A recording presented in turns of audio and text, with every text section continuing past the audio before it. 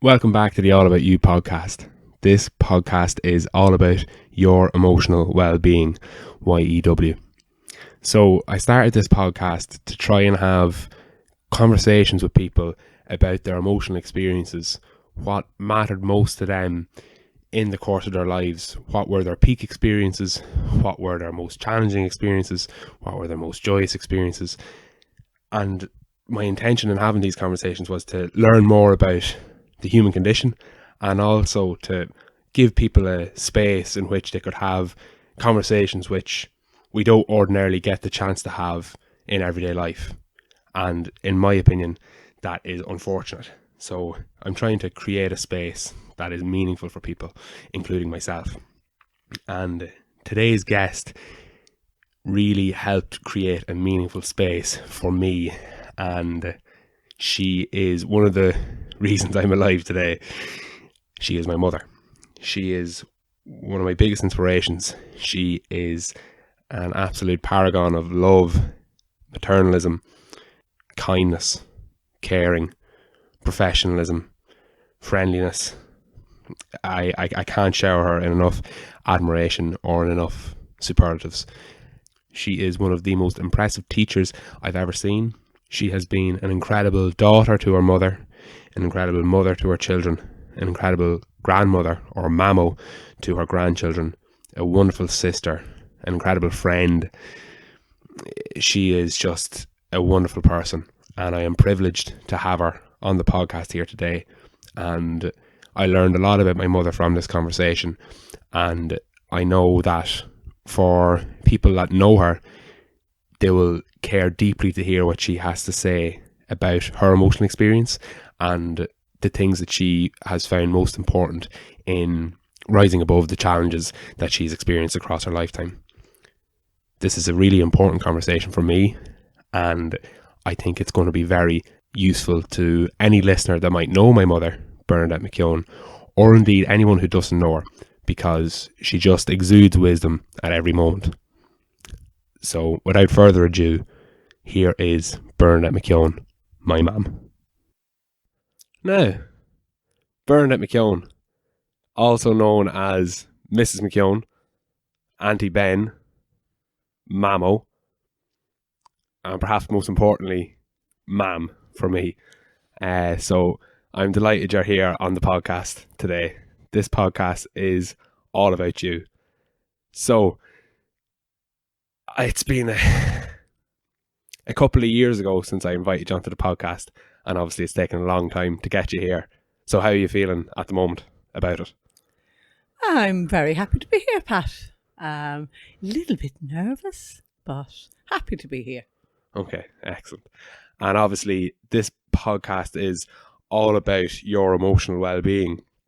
So to begin, what does your emotional well-being, what does that phrase bring up into your mind? What do you think about? That's a very good question, and one would think that I would have prepared an answer for that, but I haven't. Emotional well-being is, I suppose, it's all about how I'm feeling in myself on a day-to-day basis. Yeah, okay. And when you reflect on your very storied life, how do you feel your well-being has been? Like, what are the most important parts of of your lifetime when you consider well-being? What have been the most formative moments, the most formative experiences? Well, I guess the most formative experiences have been a long time ago when I would have suffered from depression first, not even really realizing what it was. And when I had panic attacks and I didn't realize what they were, they would have been the most formative experiences. And even though they were very difficult experiences to go through, they taught me a lot. And I learned to cope with life's problems a lot better because of those experiences. Okay. So when the first thing that popped into your mind when you're reflecting on your well-being over your life or your experiences with depression and panic attacks, and you think that those very experiences are what made you able to, or what informed your well-being to be wherever it is today, and you're happy with, you're content, you feel like your well-being is in a good place today because of those experiences? Yeah, I learned a lot from them, Pat, and because I came out the other end, if you like, from them intact, I felt that I could cope with nearly anything life threw at me, because they were so difficult and so prolonged, that now if I was going through what somebody would call a rough patch or a difficult time in my life, I would reflect back and say, well, remember that time you were in a bad place before and you got through it, and this is something that you will get through. It won't last forever. And I remember a phrase my mother used very often, Ní bhíonn an aon rud ach sealla, nothing lasts but for a while. And it may be a truism, but it is something that helps me, knowing that no matter what you're going through at any particular stage in life, will not last. It will change. So your experience with depression and panic attacks gave you a reference point for yourself to know how bad things can be and how those bad times are finite. There is some type of resolution that occurs, even though you might be blind to it when you're going through the experience, and that has given you maybe an empathy or an insight into suffering, which you can share with other people. Is that right? Absolutely, Pat. I think having gone through those experiences makes you more compassionate towards others, where you might dismiss them and say, oh, he's in bad form again, or he's, whatever. You could be quite dismissive of them if you didn't understand or if you didn't experience them yourselves. And I've suffered, if you like, from people who would say like, oh, wish he'd pull himself together or whatever, or cop himself on or cop herself on. There's people a lot worse off than he or she is. But I wouldn't trade my experiences with depression, even though they were difficult, to be a person who didn't understand it, or a person who had no empathy for another human being who was going through a very difficult time, or who was feeling depressed or whatever. Okay. So to me, it sounds like people might find something like this surprising, but you're actually very grateful for the suffering that you had. Yes, I am grateful. I am grateful that I did go through those difficult times, and that I'm a better person because of it. Now, if I had the choice to go through them, or to have the ability to be that person without going through them, maybe I'd choose not to go through them. But I definitely prefer to be a person who understands what it's like to be there, than to be a person who would be dismissive of anybody with emotional problems or whatever.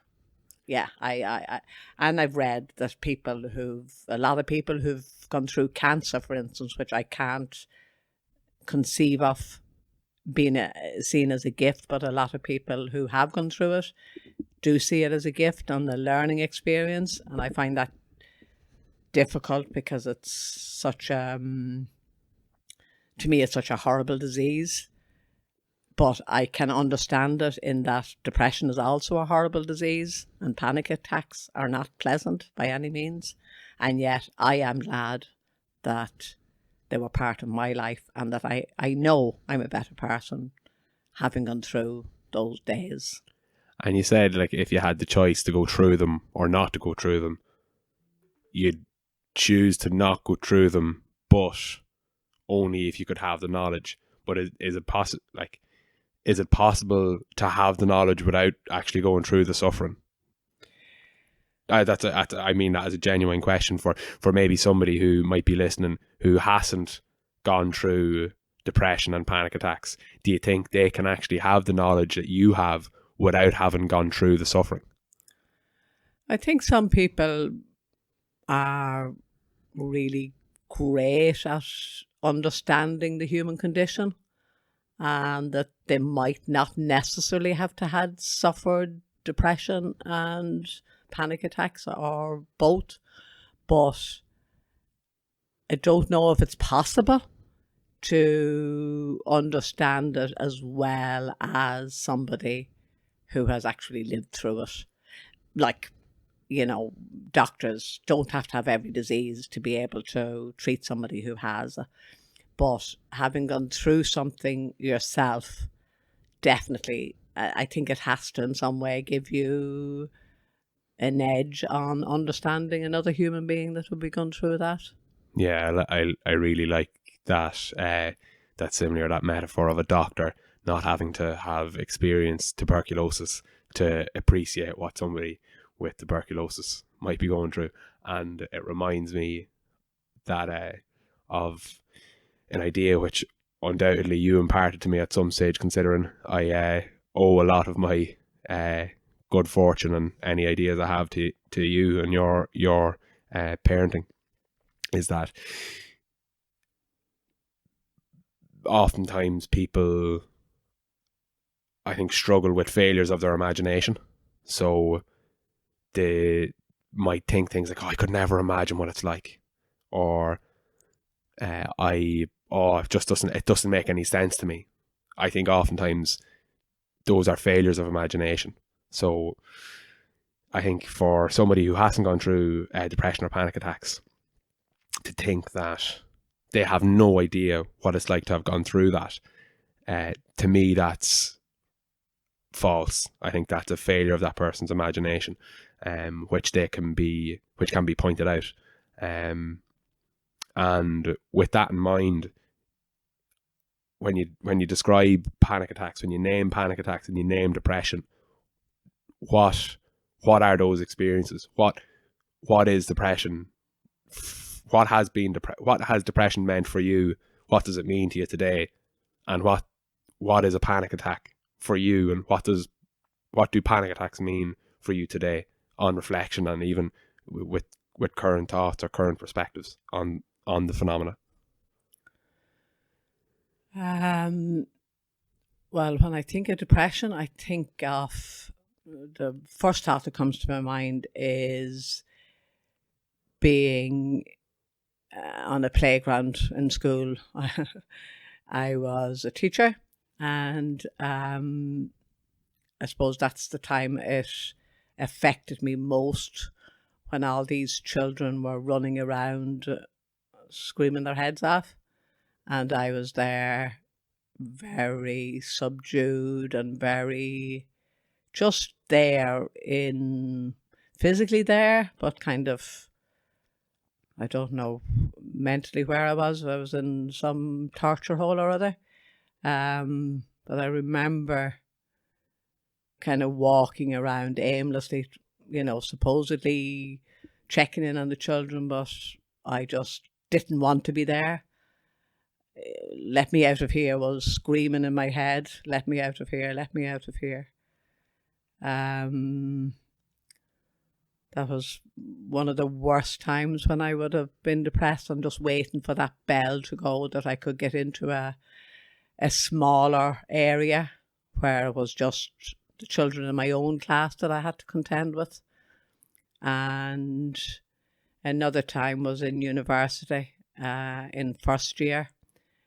I had moved from a very secluded country life to a concrete jungle, which was Belfield, and really didn't feel I belonged, or kind of found it very, very difficult again. I was depressed there, and I wanted to get out of it very badly, but because I had won a scholarship, everybody was telling me, oh no, you'd be mad to leave, you'd be mad to leave. Crazy thing to do, but in my head, I need to get out of here was the most salient thought. I need to get out of here. And I remember I didn't care whether I lived or died, because everybody was telling me, you must stay, you must stay, you must stay.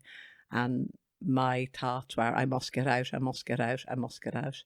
And I remember crossing the Stillorgan dual carriageway and not looking left nor right, because I just felt I had to get out in whatever way. I wasn't actively contemplating suicide, but I didn't care whether I made it to the other side of the road, because in my head it was, you have to get out of here, you have to get out of here. And I felt nobody was hearing what I was saying. Everybody was advising me to stay where I was. So it was a difficult time, but thankfully I did go to my local doctor in Dublin at the time, and I told him I wanted to retire officially, and he wouldn't do anything to help me. He obviously didn't understand, and thankfully I was able to go home to my own doctor, and as soon as I walked in the door, he says, "What's wrong with you, pet?" It was such a different experience, and I couldn't believe I had said nothing to him. He just says, "What's wrong with you, pet?" And I told him then that I felt I needed to get out of university, and he asked me what did I need from him, and I said I need a cert to say that I'm unwell and that I need to retire, and he facilitated that. And to this day I am extremely grateful to Dr. Kane for doing that for me, where my own doctor that I was attending wouldn't do it, or couldn't do it, or didn't have the empathy that the family doctor did have for me. So they're the things I think of when I think of depression. They're the most things that come into my head. Walking around aimlessly in the playground, being surrounded by a lot of screaming children, and thinking, oh, I need to be somewhere else.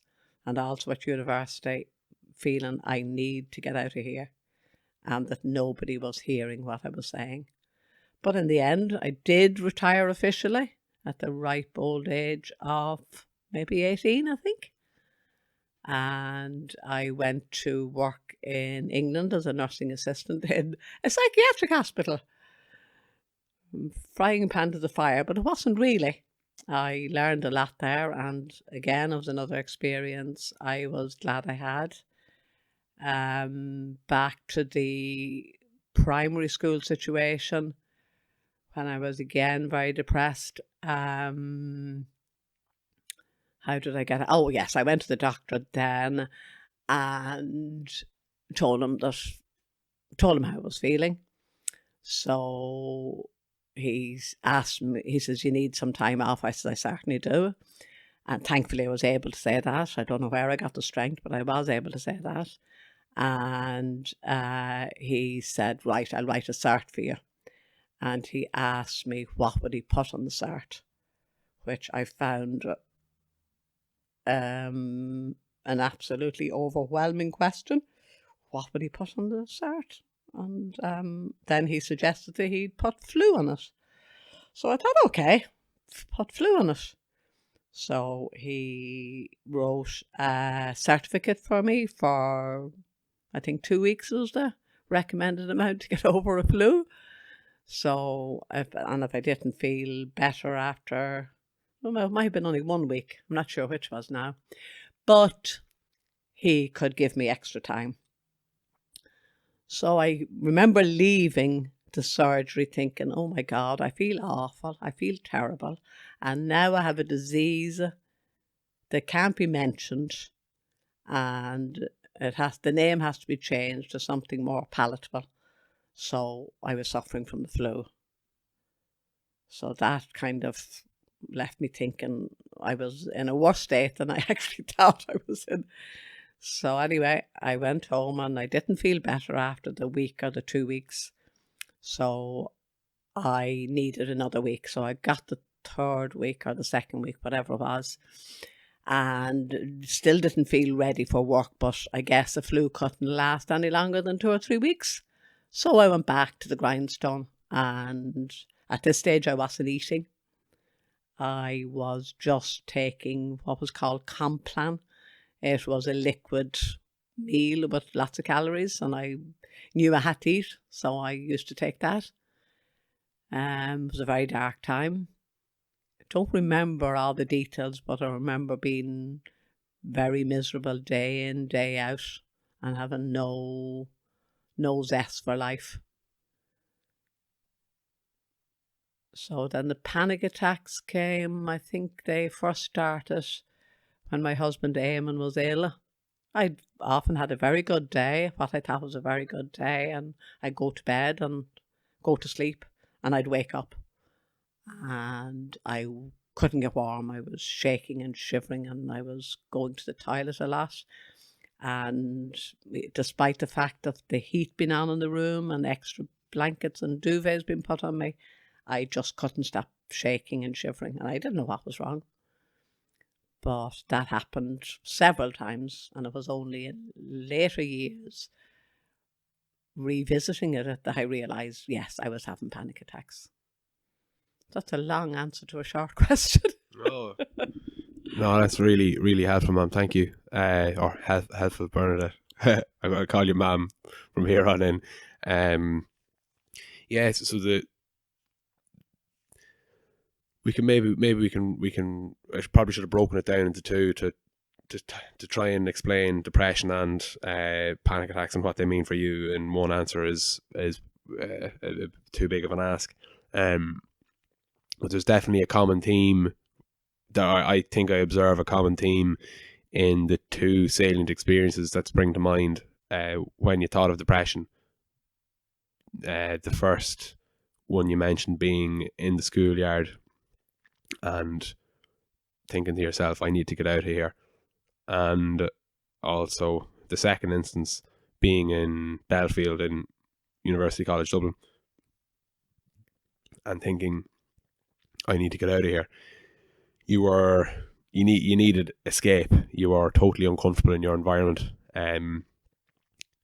It interestingly didn't seem like you knew why you were so uncomfortable, but there was something really kind of deep within you that might have been difficult to articulate. I need to be somewhere else. I need to get out of here. I need escape. And it sounds almost like your back was against the wall, or you're a cornered animal, and you just needed to get out. And it's interesting when you alluded to, or when you described the crossing the N11, the dual carriageway outside UCD without looking left and right, and without actually kind of officially or consciously thinking about suicide, but deep within you knew you needed an escape, and it was kind of, I suppose, maybe an unconscious effort to escape. When nobody gave you the space, or took a long time for somebody to give you the space to escape and to have enough graciousness to support you in a decision that you needed to make at that time. And thankfully that came through the family doctor, and thankfully you got that quote unquote second opinion, and because deep down you knew what you needed to do. You just needed to hear someone else tell you that you could do it. And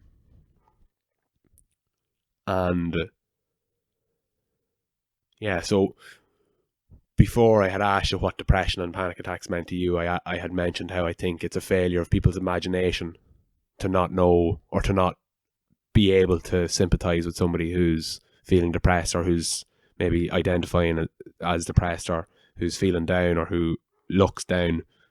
I think everybody knows what it feels like to be in an uncomfortable situation that they don't want to be in. And although I'm not a teacher, and although I haven't dropped out of UCD, I did drop out of DCU but not UCD, although I haven't gone through those specific experiences you have gone through, well, I can imagine, based on my experiences of being in a situation that I didn't want to be in. And I think that's something that everybody can relate to. They can amplify that up in their mind and imagine what it must have been like for you, or at least some element, some quality of what it must have been like for you. That was brilliant, man. Thanks very much for sharing that.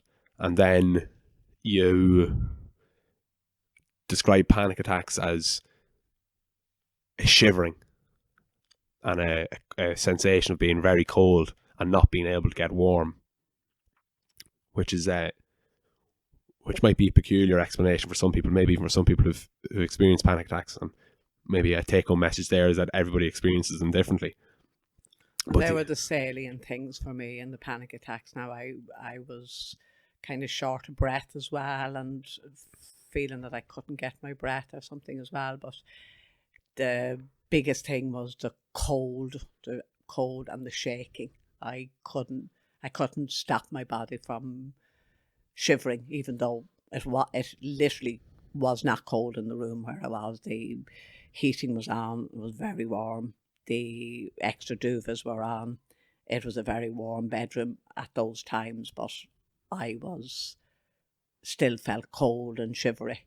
And again, I think probably was shallow breathing that left me. I don't know, but maybe looking back, and maybe it was that I wasn't breathing properly, and that fear was the other thing. I was going to die. I obviously thought I was going to die. And though when I had panic attacks, when I was depressed, I didn't care whether I lived or died. But when I had panic attacks, I was afraid that I was dying. Interesting. There's two things that come to mind when you say that. One is how you can kind of thread a physiological perspective on every experience that you described, like from the need to escape, mapping very clearly onto a fight or flight mechanism, and similarly, or at least a type of fight or flight mechanism, and similarly, that fear of fight or flight, that fear activating a fight or flight response in you. But a really interesting distinctive quality was that in one instance, death was not a concern, and in the other instance, death was the only concern. So maybe that's what distinguishes the experiences for you. And so often, depression and anxiety are kind of mentioned in the same sentence, and because I suppose they do share so much in common, but they are distinct experiences. And I think that's a really interesting distinction that you made. The absolutely no concern for death, and the only concern that is totally consuming being death in the case of anxiety and panic attacks. So you gave a narrative of the timeline when there was resolve for UCD. You did get your doctor's cert, and you were able to go and escape. Your escape was somehow facilitated. You went to England and worked in a psychiatric hospital, and you learned some things there, and you learned some things during that time. Similarly, when you were on yard duty and in school, and you eventually got the sick cert, which didn't have the right label on it, which caused you more suffering than you needed. But you did get time off work, and during that time off work, some recuperation was accomplished, and you were able to find some resolve.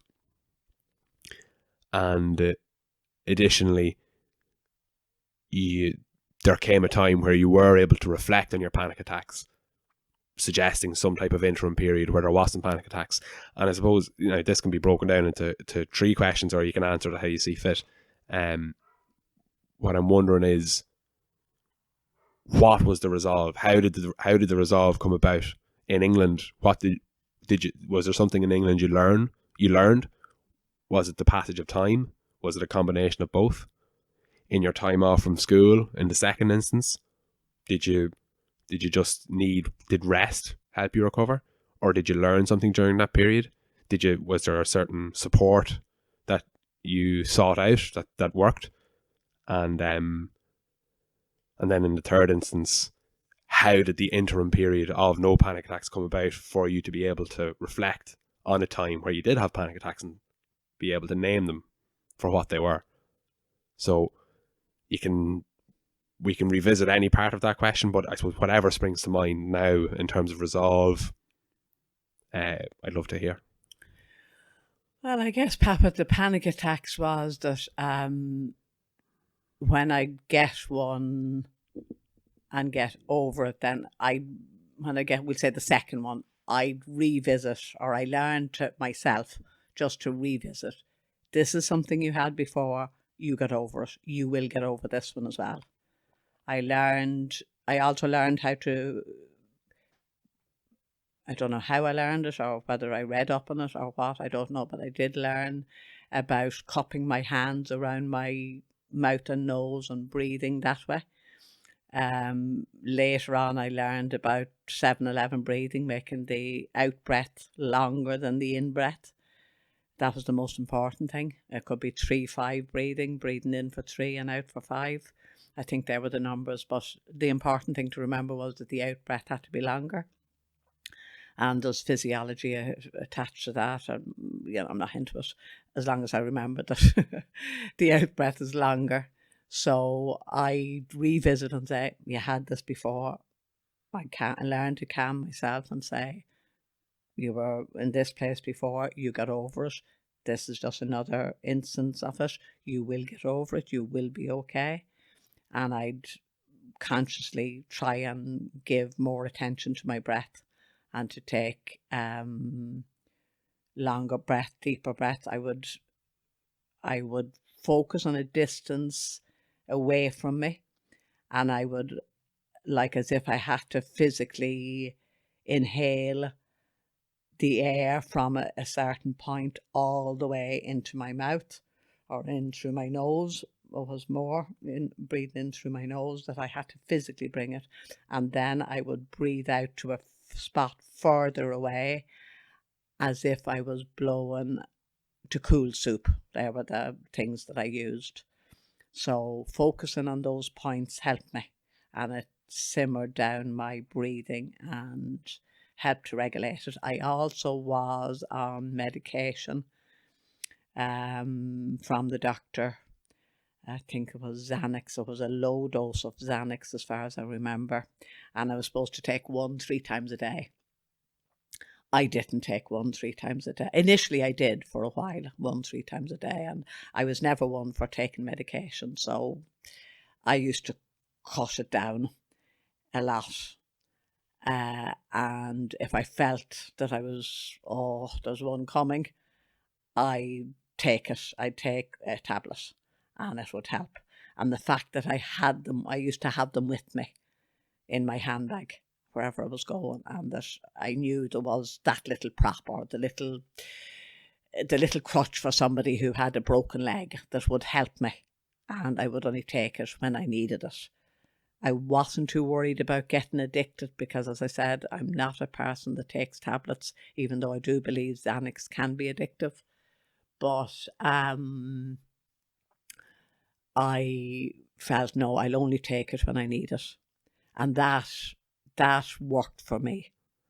The Xanax and the breathing. And then after some time, I was able to do it just with the breathing. I didn't need Xanax, although I did keep them with me, or if I had something very difficult to face, I would make sure that I had Xanax in my bag in case.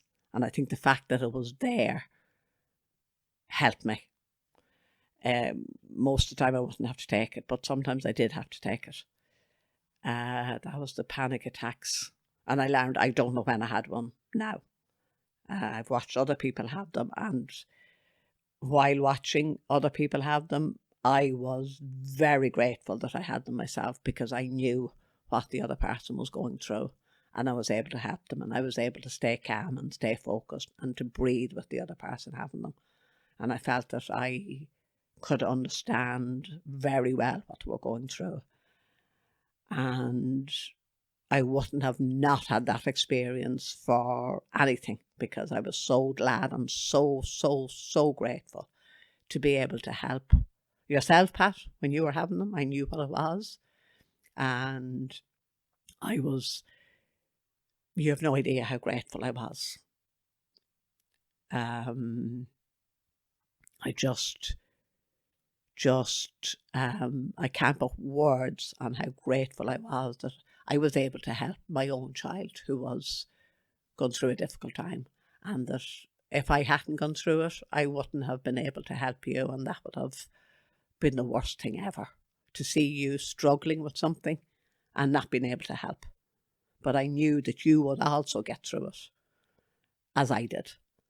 And I would go through the same experience that I had multiplied by 100 if knowing that I was going to be able to help you, or any other human being for that matter, especially your own precious son. The depression, I was put on medication for that too, and it was supposed to kick in after, was it 6 or 8 weeks?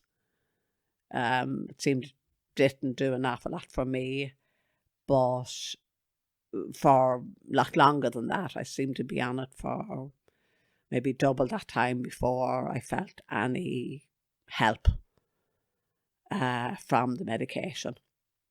And I stayed on it. I can't remember now how long. I could have been on it a couple of years. And then I was off the medication. And then I had to go back on it a few times. And I had the feeling of being less than I wanted to be, because I was reliant on medication, which with hindsight was crazy. You know, nobody would feel guilty about using a crutch if they had a broken leg, or nobody would feel guilty about having to use glasses if they couldn't see clearly. But for some reason, I felt guilty about having to take a tablet for depression. Seems crazy now, but I did. I didn't want to be taking tablets. But I cannot honestly remember how long I was on them, but I was on and off them for a number of years. And the final time I went to the doctor, again suffering badly with depression, the tablets were prescribed for me, and I didn't take them. I just said, look, do you know what this is? It's just a temporary feeling. You know, things are not maybe running too smoothly. I have no idea what the concerns were at the time. Maybe it was financial, maybe it was, I don't know. But it would have been after my husband died.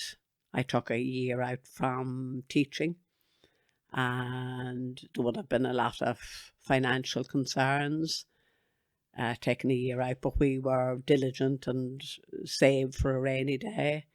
And again, nobody supported my idea except one sister who said, yeah, go for it. But everybody else said, no, don't make any changes when you've had a death in the family like that. Don't make any changes for a year, 2 years, or whatever.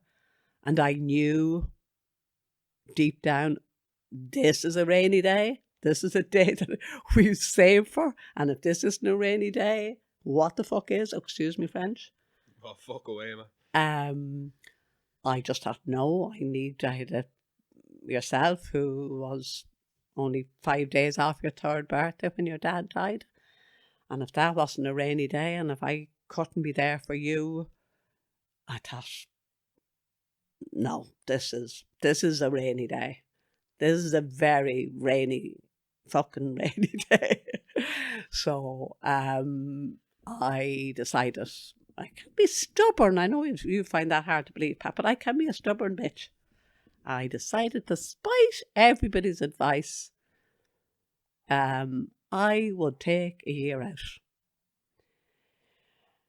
So I took the year out. Now, I didn't survive the whole year. By the last term, I was out of funds, big time, and I thought, oh, I better get a job. And I couldn't substitute for a trained person's. This will give you a laugh now, and it's not 100 years ago. I had to substitute for an untrained sub's money. And again, my stubbornness kicked in, and I says, damn it, no way in hell am I going to work for an untrained substitute. And I a fully trained, fully qualified, fully whatever the word is, credited teacher. And yet they wanted me. I says, no. And I got onto the union, and they said, well, that's just the way it is. When you take a career break like that, you cannot work. I think the crazy law has changed, but I said, no, I will dig holes and fill them. Just keep digging them and filling them before I will go and work. So eventually I think somebody saw sense, and I got to work for the proper amount.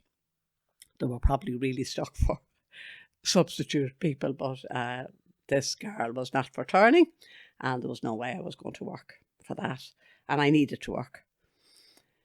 So what was I answering? You were mentioning about how there was some resolve to your experience of depression, and you began speaking about medication, and then taking a career break after your husband's dad dying.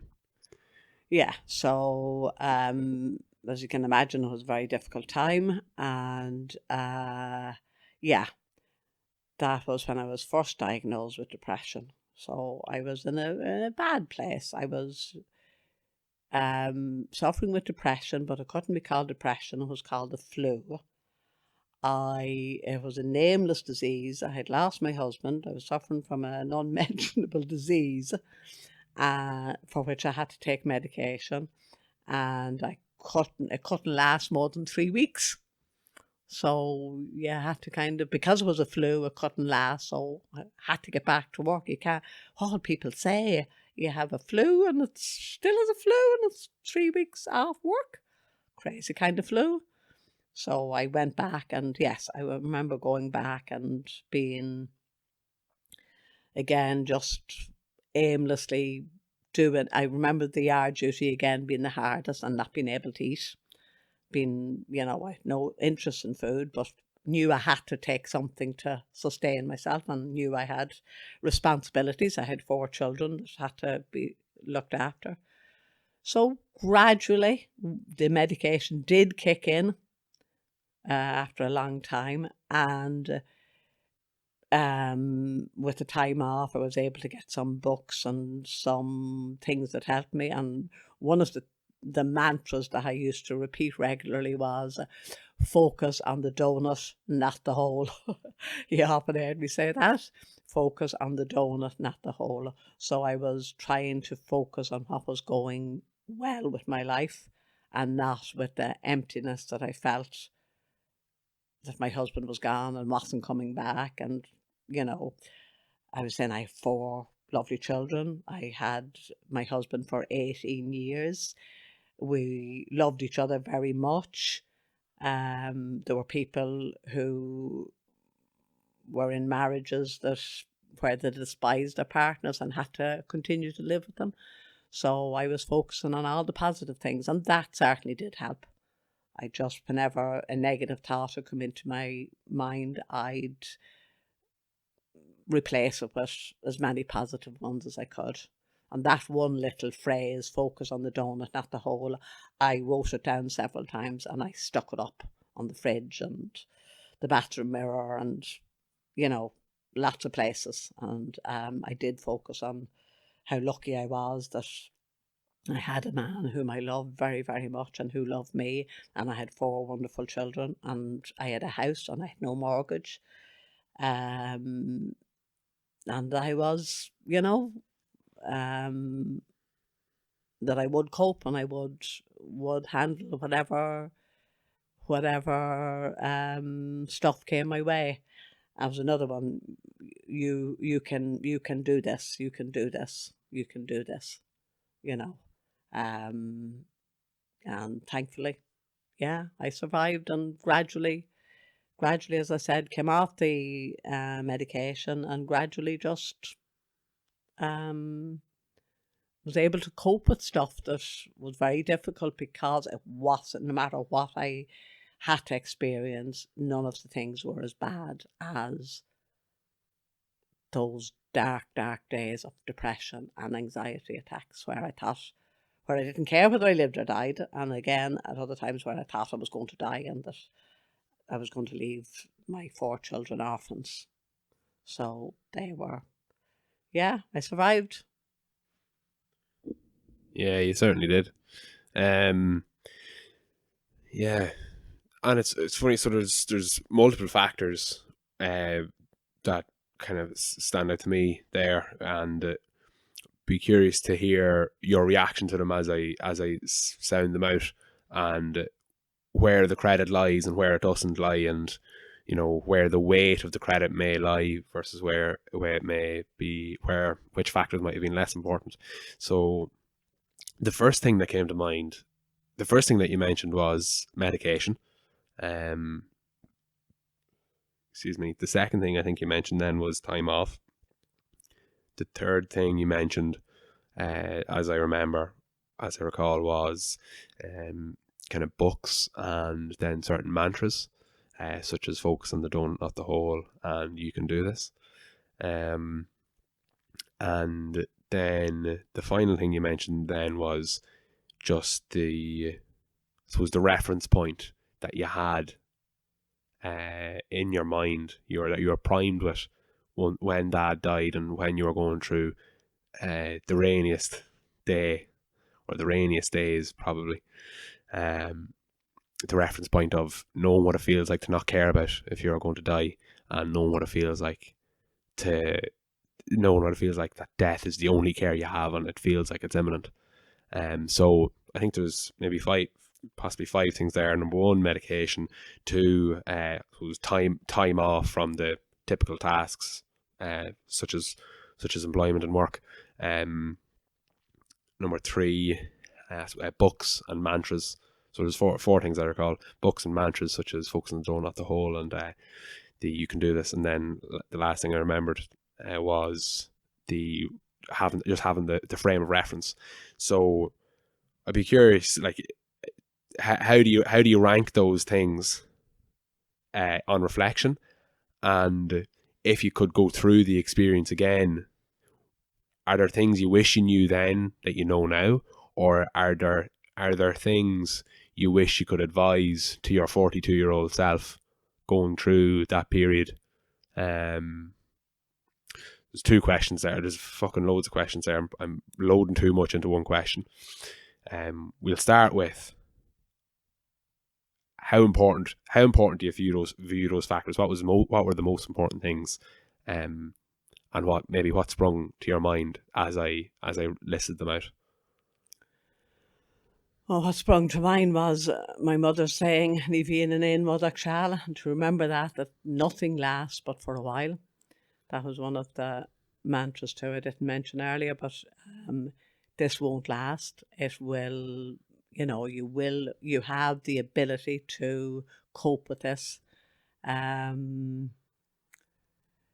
the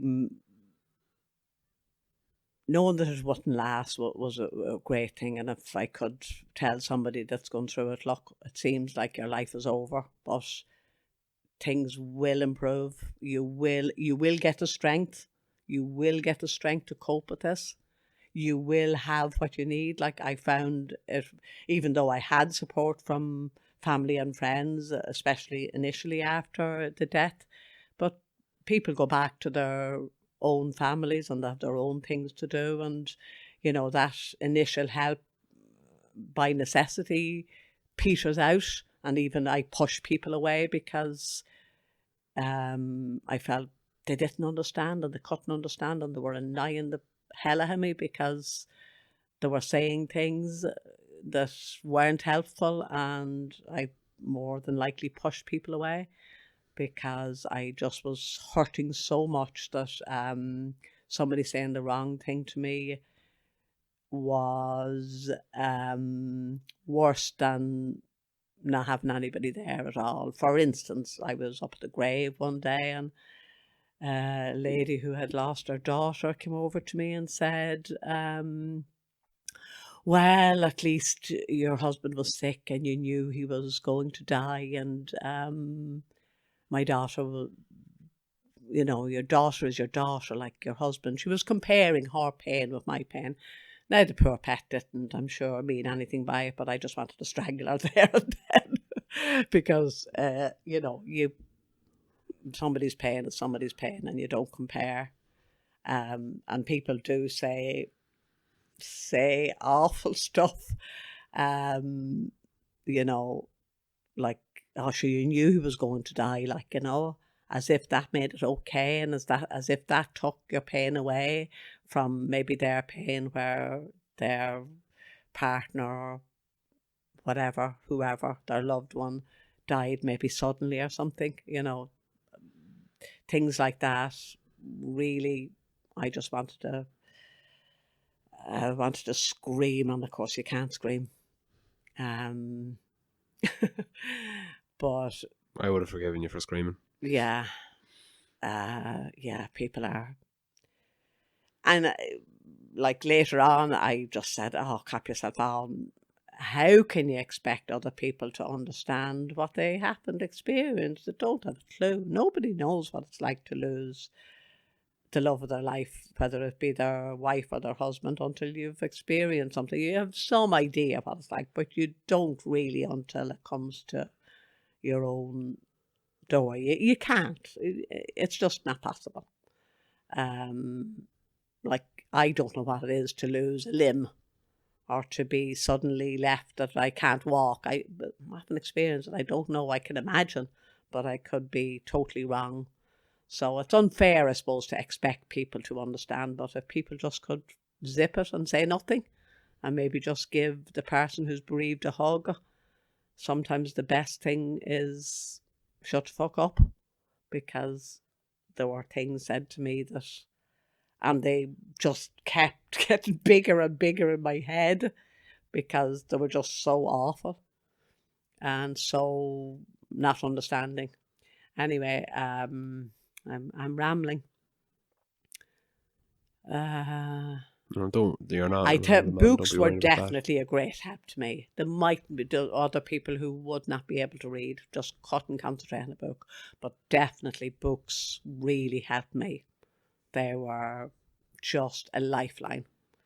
I was attracted to, we'll say, the psychology section in the bookshop if I went into it.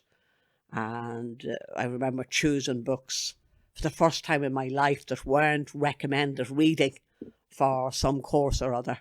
And it was such a freedom, and I got such great delight in choosing these books that nobody told me to read. And they weren't, as I said, recommended reading. I remember the first one I bought was Simple Abundance by Sarah Ban Breathnach. And it was a fabulous book. And I thought, I was so delighted I had come across this book all by myself at whatever age I was, maybe 40 or something, and nobody had recommended it and nobody had told me to read it. I just picked it up and I was overjoyed with all the wisdom that was in it, because our educational system is so crazy that we only read what we're told to read. Back then, that's what I read. You know, you hadn't time to read anything else, or you hadn't time to choose a book and, you know, do a critique of it. That would have been unheard of. Way back then, you were told what books to read. You were told what thoughts to think, you know, which was crazy. I'm hoping it's a bit different. I certainly made it different for my students because of my experience, you know.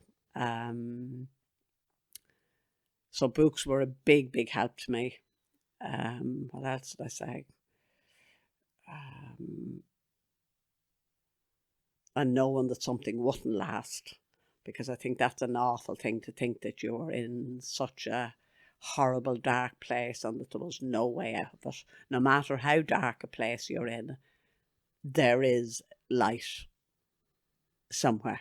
You just have to find it, and you have to be patient and know that it's coming, and know, you know, at the time people would have said that to me, but I thought, yeah, if there's light coming, it's a bus or a car that's going to crash right into me. But, you know, it's not. There is light, and you can be so enmeshed in the darkness that you nearly come to a stage where you nearly don't want to see the light. And you can, I think,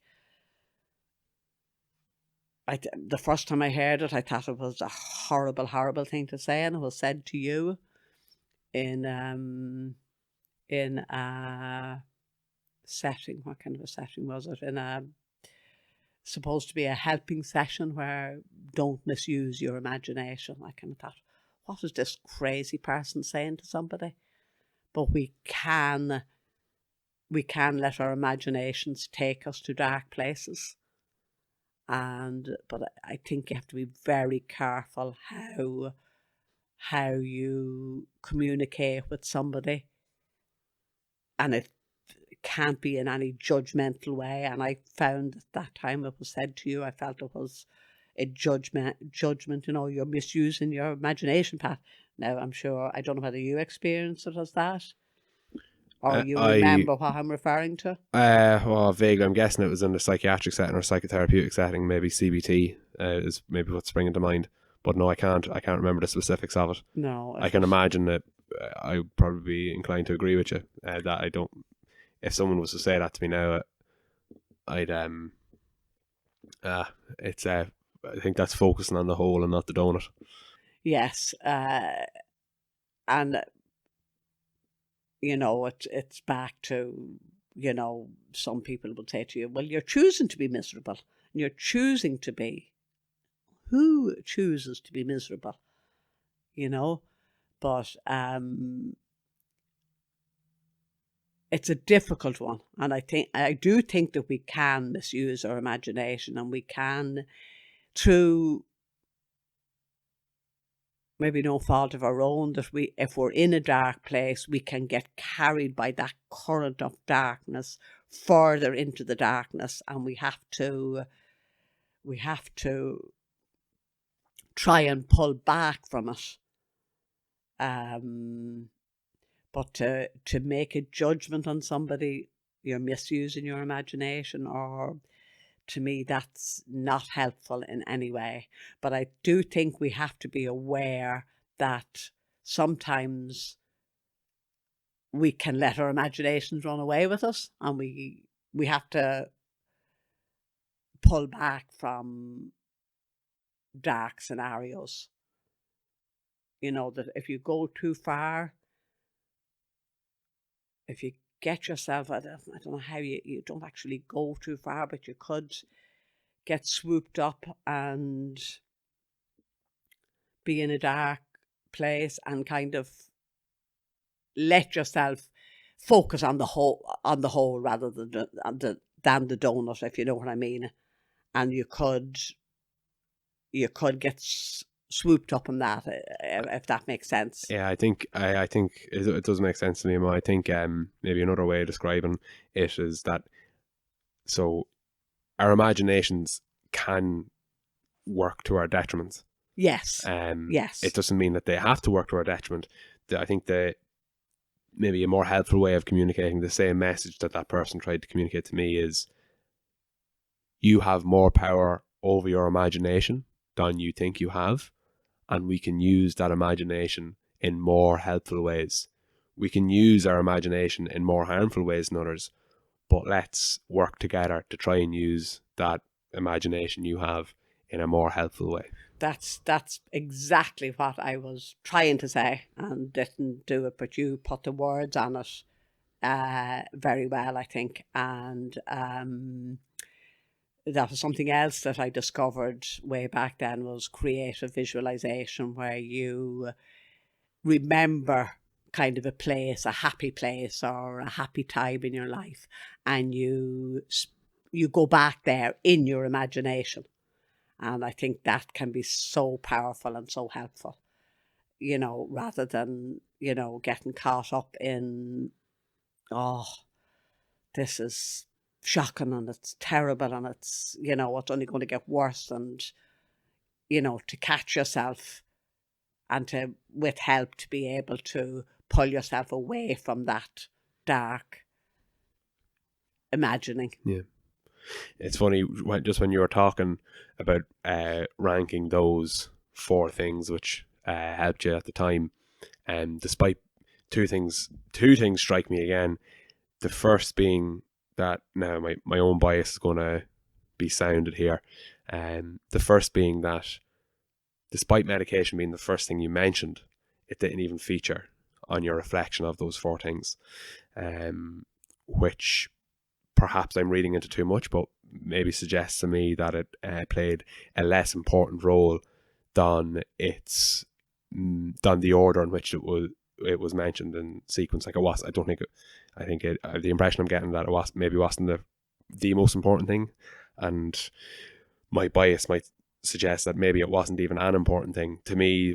On that second reflection you had on those 4 criteria, and that 4 criteria that brought you closer to well-being and brought you closer to health, were ideas, mantras and books. So I'd like to hear you react to that, to my bias about medication and to what I said there. But before I give you that chance, I also notice, for me, what seems like a glaring omission from that list, and that is therapy and support, like formal kind of supports like talking therapy or psychotherapy.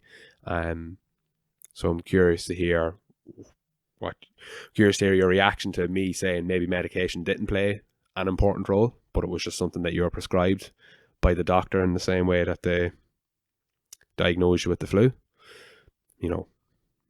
erroneously. And also to react to do you feel on reflection that therapy was a glaring omission now as I say it? And also, one thing we failed to explore there were things you wish your 42 or 43-year-old self knew when you're going through the rainiest days. So again, I've loaded way too much into a single question.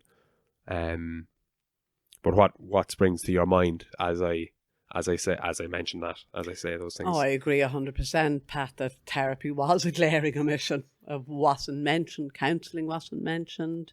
Psychotherapy wasn't mentioned. Didn't know anything about it. I learned about those things when you yourself were suffering from depression, and you were attending Hazel House in Navan, and you were put on medication, and I was very, very concerned that you were put on medication.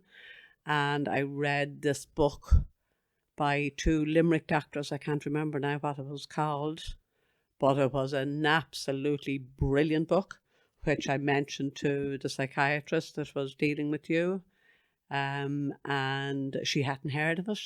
And as far as I remember, I got her a copy of it. I didn't give her my own copy because I wanted it. But I was alarmed to see that they had you on medication which wasn't appropriate for somebody under the age of 18. And when I asked to get you weaned off it, I was told no, that you weren't ready.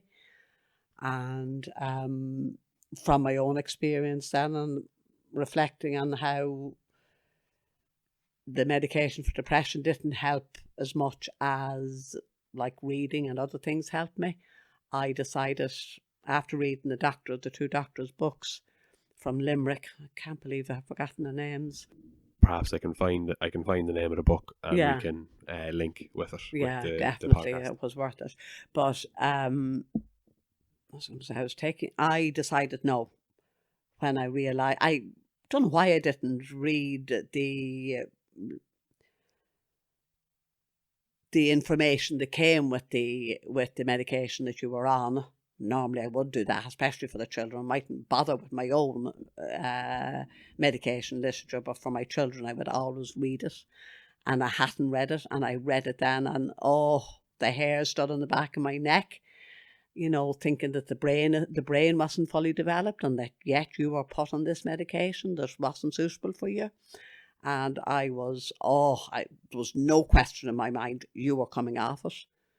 Prozac was what you were on, and I weaned you off it. It was a liquid form, and I weaned you off. And after some time, the doctor said that she thought that you were doing okay and that she could begin to wean you off. And I told her the truth. I says, I've weaned him off. I says, I'm sorry, I couldn't cope with, after all I read, I could not, leave you on the medication. And at some stage, during your time with this doctor, you were really suffering from separation anxiety from me, because I was going down to look after my mother who had a stroke, and I was going from our house down to her house, and you'd always come with me because, you did not want to be on your own, and you had to be close to me. And at that stage, like a professional psychiatrist suggested that they would take you into St. John of God Hospital for observation and tests, and I nearly lost my life. Which, the reason I'm telling this is that parents beware and people beware that, professional people can do really stupid things and suggest stupid things. And I was terrified, even though I was an adult, 42-year-old, maybe more at that stage. I would have been, yeah. You were more in that stage. You would have been 50, 52, 53. Right. So I was a 52-year-old woman 52. Who was absolutely terrified that this psychiatrist was somehow going to take my child away from me because I wasn't agreeing to what she was suggesting, to send him into a hospital, a child that was suffering from separation anxiety, to send him into a hospital and separate him further, a child who had lost his dad at a young age and who was now going to be hospitalised, for them to do fucking tests on and take him away from his mother and his siblings. I was terrified. I don't know how that was talk about dark moments. That was a pretty dark time, and that was my fear, that somehow you could be taken away from me because I wasn't playing ball with the person who was in charge. I was terrified. So, as my darling sister always said to me, bring your own brain with you and make sure to engage it. So thankfully, I brought my brain with me, and thankfully I engaged it, and I said, no way were you going into any St. John of God's Hospital. But I had that fear, the strong fear, real fear to me, that somehow my precious child could be taken from me because I wasn't playing ball. There'd be some kind of, report done, or like the Yes. psychiatrist knew best. And yeah, I understand your concern, and I can certainly attest to the wisdom of your pushback, because that would have been an absolute disaster with whatever insight I have into my own well-being now and into neuroscience or psychology or psychotherapy. That would have been an unbelievably harmful trauma for me to go through if I was admitted. Because I absolutely did have separation anxiety, and it wasn't even something that I could articulate. I didn't know why. I just needed to be close to you. Of course you did, Especially during the night time, I suppose, because I maybe had no control over sleep, and things could happen maybe when I'd fall asleep. But it was as if, because Dad died and I was so young, I might as well have been asleep, because when I started to form more kind of conscious experiences, there was just the absence there. So so that it was a terrible professional suggestion from that psychiatrist. I suppose it was 15 years ago. Maybe people were more prone to making terrible ideas or putting forward terrible ideas then.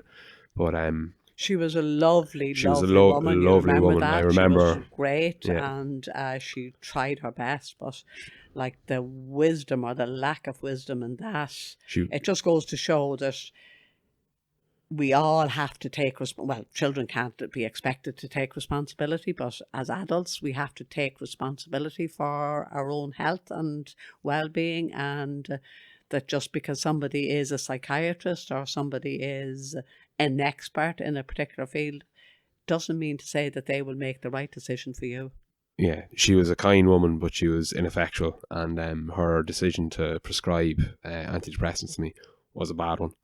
And her idea to admit me to St. John of God's was also a bad one. Now, she did agree later on, because I was doing a lot of reading at the time. Again, that's how books were. I think books were so helpful. I discovered CBT through reading, cognitive behavioural therapy, and I told her, this is what I want for my son. I think this is going to be the best way to help him. And she facilitated that. And I think that was the start of your recovery. That's correct. I wasn't getting anywhere with her. I enjoyed spending time with her, but I wasn't getting anywhere with her. And your suggestion of CBT got me seeing another lady.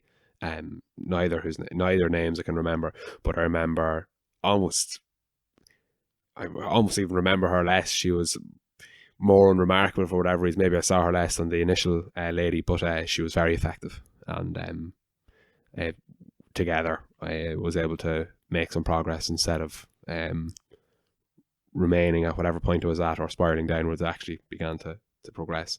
So it's interesting, I suppose, how maybe just the nature of me being on the other side of the microphone, on the other side of the other microphone, that brings the story back to me when this podcast is all about you and not all about me. But I suppose as a parent, your children's lives are going to be paramount, and that's certainly a trait that I've witnessed in you over my lifetime, is that you're very conscious of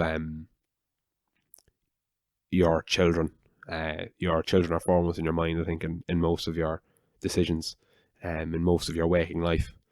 That certainly has struck me over my lifetime.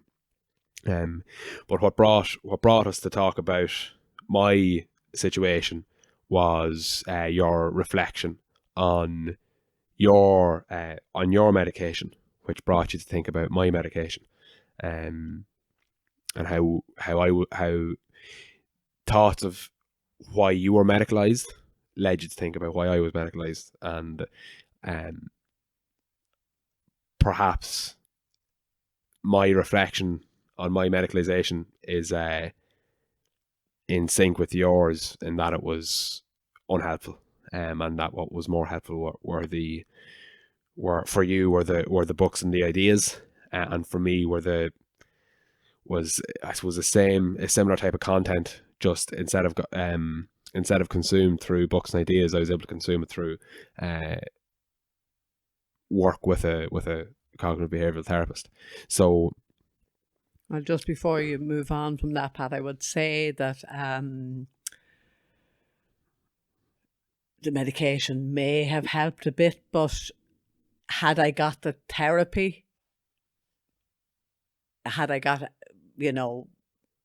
CBT or even talking therapy, probably would have worked better and quicker.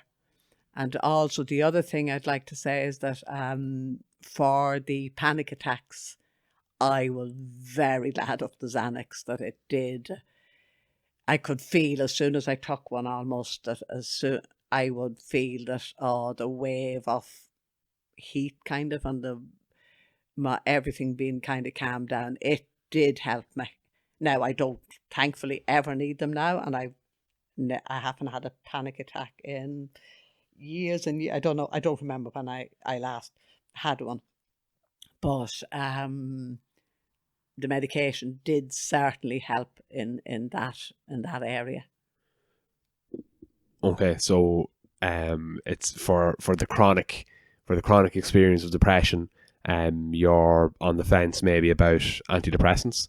In that it took a long time, and maybe it's hard to disentangle that time period from all the books and the ideas you might have consumed during that time, or is that an unfair representation? No, I'd say that if I was guiding anybody who was suffering from depression today, I would certainly be recommending talk therapy, psychotherapy, cognitive behavioral therapy, any of those before medication.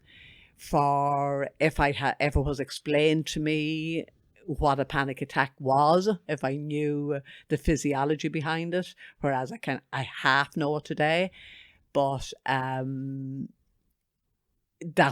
would have worked equally as well as the Xanax that I took. Yeah. And at no risk to my health or risk of being addicted to Xanax. So so in the acute circumstance of a panic attack, in the Xanax did help you, but you think it wasn't necessarily the only key to the whole. Absolutely not. Which revealed a solution. Okay.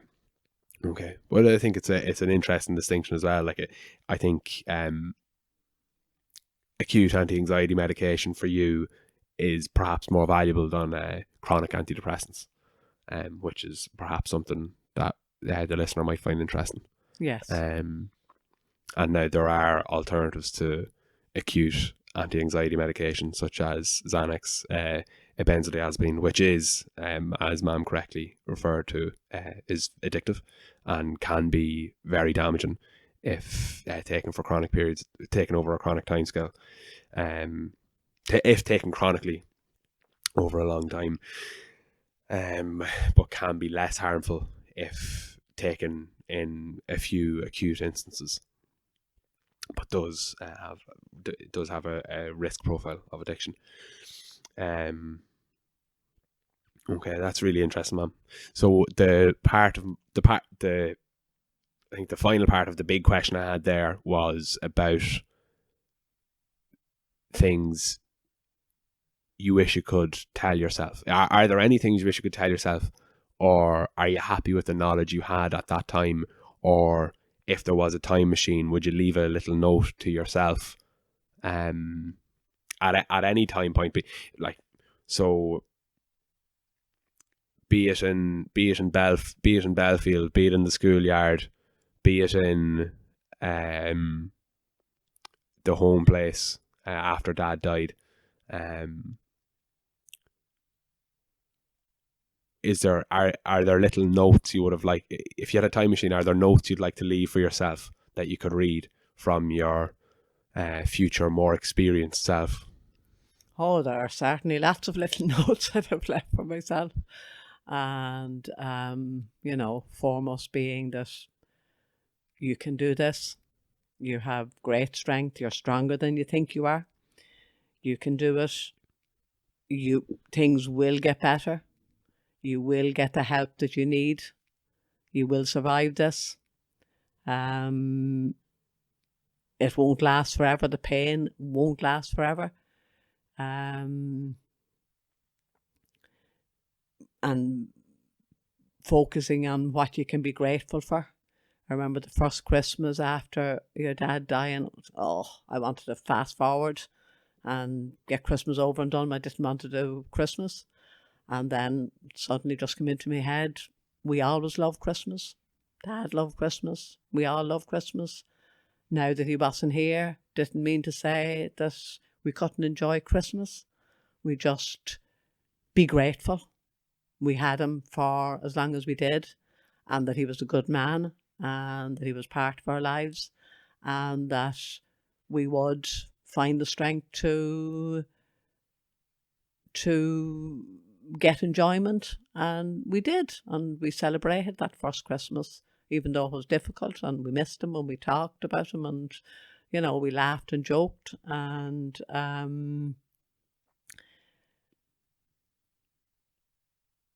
if you focus on the void or the absence or too long, and don't focus on what you have in your life, it will lead to depression. You have to be. I really feel that from a very even selfish point of view, you have to be grateful. You have to realise that, I made myself write down what was I grateful for. I'm not grateful for anything.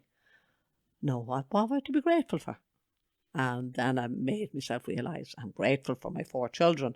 I'm grateful for my eyesight. I'm grateful for my hearing. I'm grateful for the fact that I can get up and walk.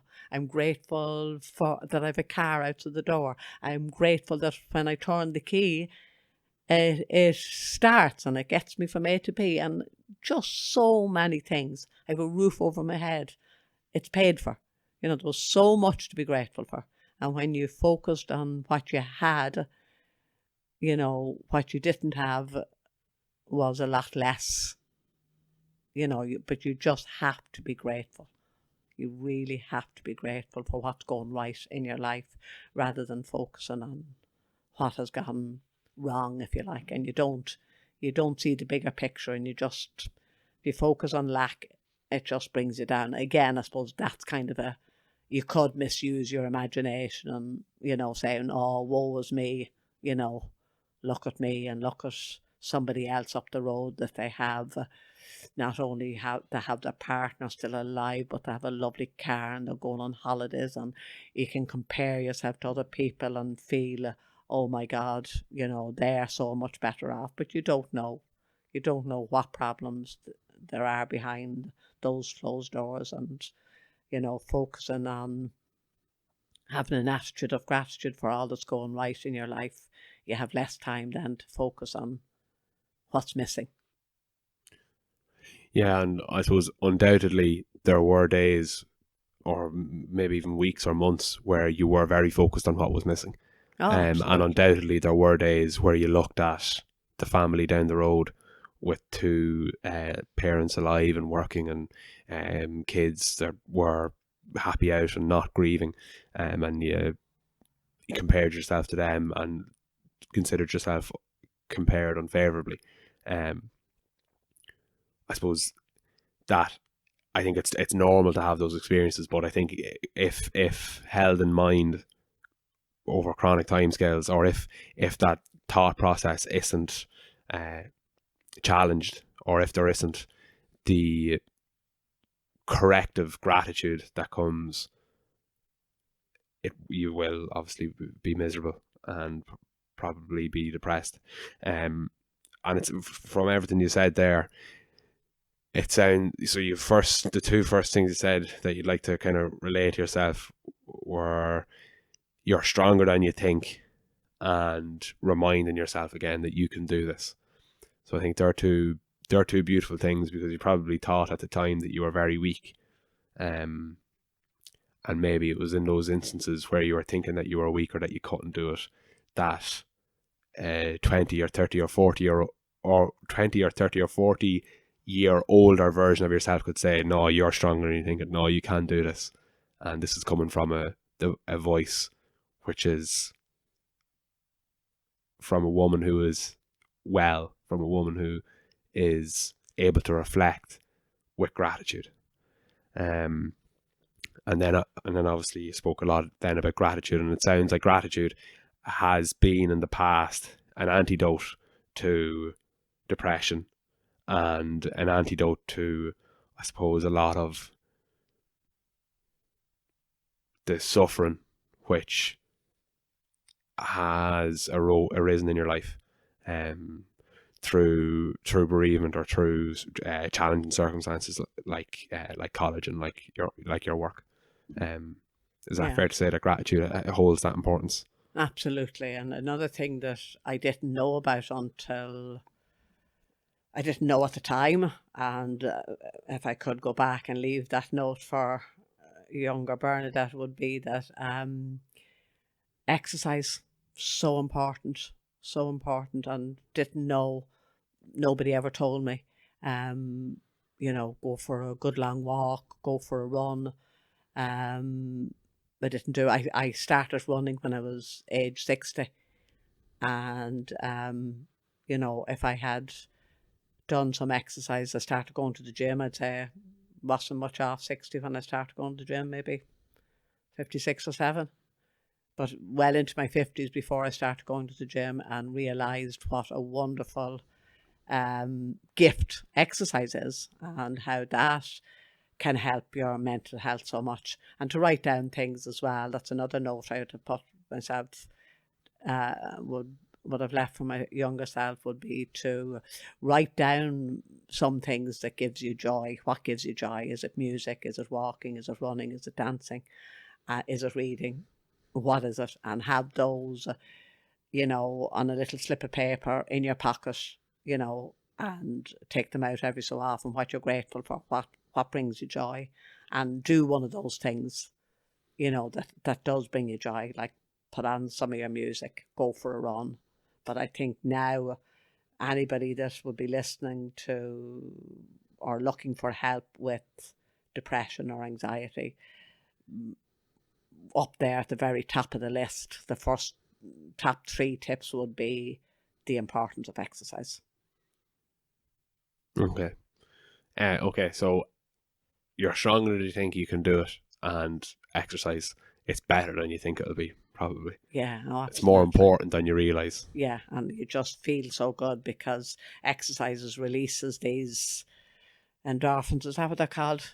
That's the phrase that people would use. Yeah, exercise release these. I had a little girl once in school, and she said she was on happy pill. There was supposed to be, teacher, I'm on happy pills, but they're not making me happy. So, and this was a very intelligent girl who had Asperger's, and that girl, I don't think she was ever told about exercise. Probably not. And like it would have done her such a world of good. I did with her. I used to go for a little run out in the field, and she reluctantly came, but I noticed that she would always feel she'd be in better form when she did it. So like the basic thing like that exercise is much better than any happy pill that you can swallow 3 times a day. Yeah, well, you might be happy to hear that there are some clinicians who are actually prescribing things like exercise. Happy days. So sometimes if you have a clinician who is thinking clearly, that can be something that they can prescribe, and they can give you a course of action. Now, we just took a small bathroom break there, but during which Mam remembered the name of the book she had referenced from the Limerick doctor, Dr. Terry Lynch, and the name of the book is Beyond Prozac. There is possibly a second author in there that is not coming to memory. But anyway, that's okay too. Just before the break, we were talking about the importance of exercise. Yes. Yeah. So you had mentioned, was there anything else that you'd like to explore about the importance of exercise? Well, I certainly would have left that note for my younger self. Exercise is important. Yeah. So you had the note. Yeah. So you had mentioned those few things that you'd like to revisit with yourself, and you had mentioned writing things down also. Writing the things down that you're grateful for, and you alluded to doing that as well, but putting it on your fridge and putting it on the mirror in your bathroom as well earlier on when you were speaking. They were positive affirmations thing, Positive but the other thing affirmations was as I opposed write down things that bring you joy, because when you're depressed and listless and anxious, you forget the things that actually bring you joy, like music or a bit of comedy, or Yeah. So it's interesting that the written word, be it through reading or by actually writing yourself, seems to be extremely important to you. It seems to be one of the crucial ways in which you express yourself, by having the courage to actually select a book which wasn't recommended to you by somebody else. That was a way in which you were able to express yourself, a newfound way in which brought you a lot of meaning. And then also actually writing down some of the things that you're grateful for was another way of expressing yourself. Obviously, you're speaking to me here today, so I'm guessing the spoken word is very important for you to express yourself. But you also mentioned exercise and dancing too, when you were talking about things you're grateful for, things that bring you joy. I was curious to hear how you express yourself today, and is there a way, do you wish you express yourself in more ways or less, or are you happy with how you express yourself today?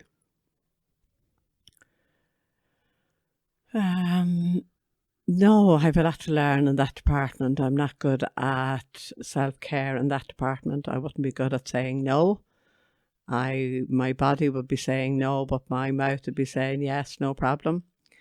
And that's something I need to improve on.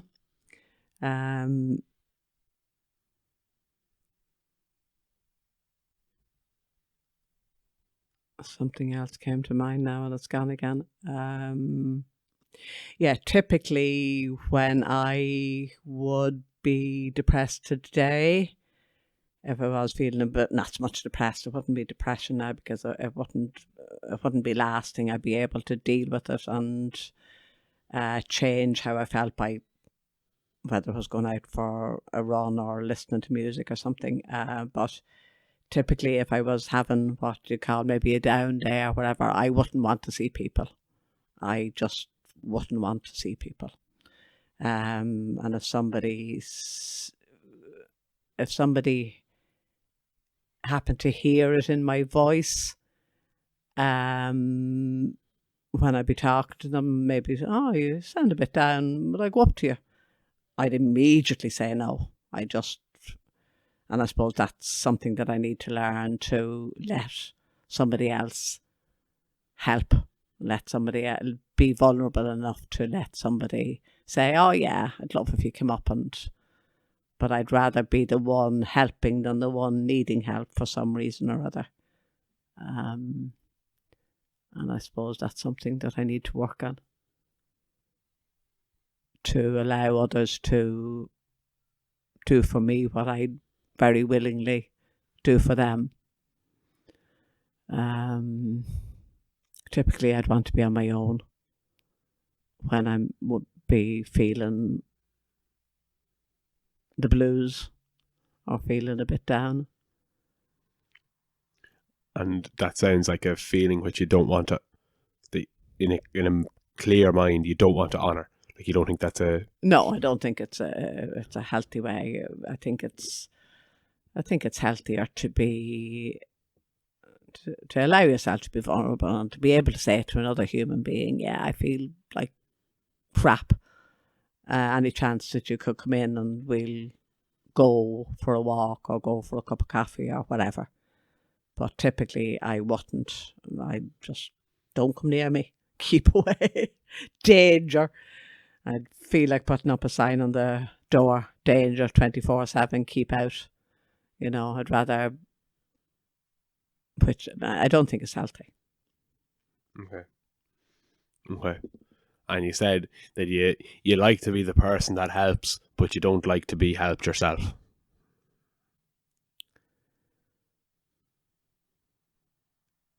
It's not that I don't like to be helped myself. I certainly do like a bit of help now and again. If somebody comes to mow my lawns, yes, please. You don't like to be the person that needs to be helped.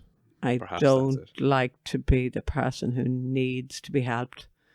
Yeah, for some reason or other, I seem to want to be the person who's not needy in any way. You know, I'm super able to do everything by myself, which is, to me, is not a healthy way to be. I think it would be a much healthier way to be able to ask for help if you need it, or not expect people to notice that you need help. I don't think, I think maybe it's something that I've developed over the years, but to be, Ms. Efficient or Ms. Independent, and I don't think that's healthy. I think you're much better off being able to, I need a bit of help. Okay. Come round. Okay. So, despite holding the wisdom you have now, and despite reflecting on the challenges you have had earlier on with some distance, you're still able to say that, you have a lot to learn and that you don't have it all sorted out or sussed. No, I don't think we ever have it all sorted. I think the day you stop learning, you're dead. We learn, at night time I try to think of a number of things that I've been grateful for that day. Maybe at least one thing that I've learned that day. And, just before curling up and going off to sleep, I think that's a useful thing to do, to say what you're grateful for, say what you've learned, and say maybe even think of one thing or one area in your life where you'd like to improve. Yeah. And so, I suppose our conversation thus far has largely highlighted some of the biggest challenges you've had. And I think oftentimes when the idea of emotional well-being or well-being or even the likes of health, when these ideas are brought up in conversation, where we think about when well-being isn't where it should be, or health isn't where we want it to be.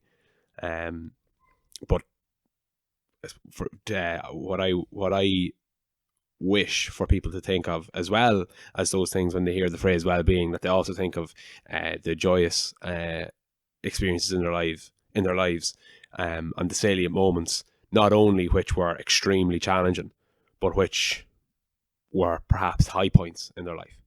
So, with that in mind, when you reflect now, you've alluded and mentioned a couple of kind of the difficult experiences you had and the inner experience of it. But I suppose now I'd invite you to reflect on some of the most joyous experiences you've had as Bernadette Mc Keown, not as my mother, but as Bernadette Mc Keown. So it doesn't have to be the birth of your fourth child. Well, that certainly was a very joyous moment. Wasn't so joyous for a while before you were born, Pat, because you weren't in any hurry. No. But it certainly was very joyous when you were born. But in all seriousness, it reached perfection. It could be from your childhood. It could be from your education. It could be from your career. It could be from your romantic life with dad. It could be from being a parent. It could be from being a teacher. It could be from being a daughter. I'm just curious to hear what, if you could relive, if there were any experiences which you could relive, what would you relive? Because I don't think you'd necessarily like to relive some of the challenging ones we said earlier. But if you could feel like it felt to do a certain thing again, if you could feel like the way you felt when you did something that just brought you so much joy, what would that be? Or what are the standout moments of your life where you were just elated, or that were just so wondrous for you? Wow, I never thought of those. I'm sure I did, but yeah, there's some standout moments. Well, most of them would probably have got to do with yourself and your three siblings, with your own achievements and getting things done and things like that. But I suppose in recent years, the thing that brought me most joy was getting the courage to fly on my own for the first time since my husband died. And that was in 2019, I think, going to Doha to see Aidan. Your son. My son. Getting on that plane and going to Doha. You almost, you had encouraged me a lot and brought me to the airport and, did everything possible but walk onto the plane for me. And then on the other side, Aidan and his fiancée Megan was there to meet me. That brought great joy, the fact that I eventually got the courage to do something that I wanted to do for so long. But I always felt too nervous to do.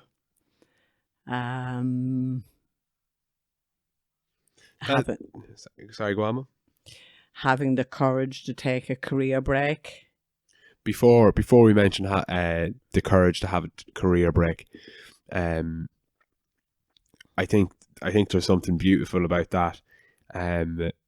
Finding independence in your, not late adulthood, but like in your 60s, like you are able to feel absolute joy and wonder and ecstasy at doing something independent as a fully fledged adult who successfully raised 4 children, who had retired in their career, but yet you could achieve, or that yet you could have that sense of achievement for something that somebody else might find inconsequential in their early life, to fly by themselves, but that you were able to see that as you were able to see that through the momentous lens that it warranted, and also you were able to relish in the victory over challenge and the victory over fear that you had. So I think that's worth celebrating and worth noting as a lovely thing that you can pinpoint. But yeah, sorry, you. Yeah, no, it was really. I probably didn't get that across as well as I could have. It was so joyous, so wonderful. I had to pinch myself on the plane a few times. You're actually doing it. You're actually doing this, which you've wanted to do for so long, and you didn't allow yourself to do it. You let fear stop you. And I was kicking fear in the ass, and I was doing it, and it was wonderful. And what a lovely, brilliant, the most brilliant holiday ever that I had. It was just absolutely amazing. And I was, as far as I was concerned, the other side of the world on my own, and Aidan and Megan had to go to work, and I was sitting by the pool with my book and in my element, going to the gym on my own, doing things that I normally would have to have somebody with me, and here I was doing it, and I was well capable of doing it.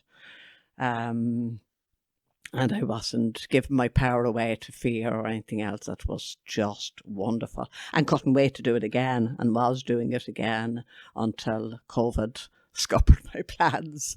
But I haven't done it once now. There's no reason why I wouldn't do it again. Also, another thing I've been threatening to do for a long, long time, and again, probably letting fear stop me, was to go online and go on a date, which I did very recently.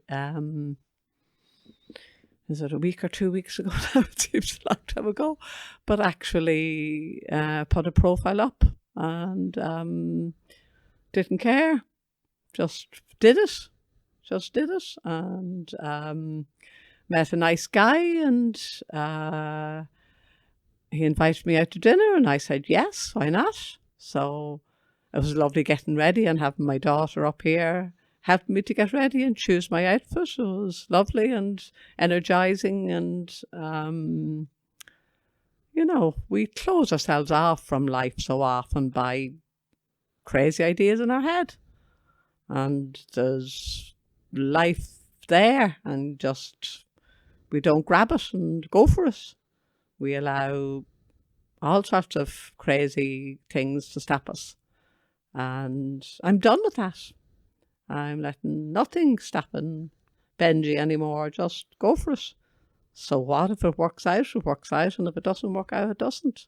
But don't deny yourself pleasures that are there for the taking. Yeah.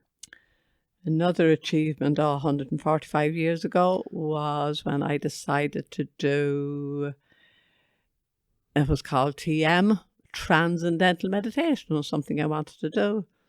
And it was expensive, as far as I remember. I can't remember how expensive it was, but according to your dad, it was very expensive.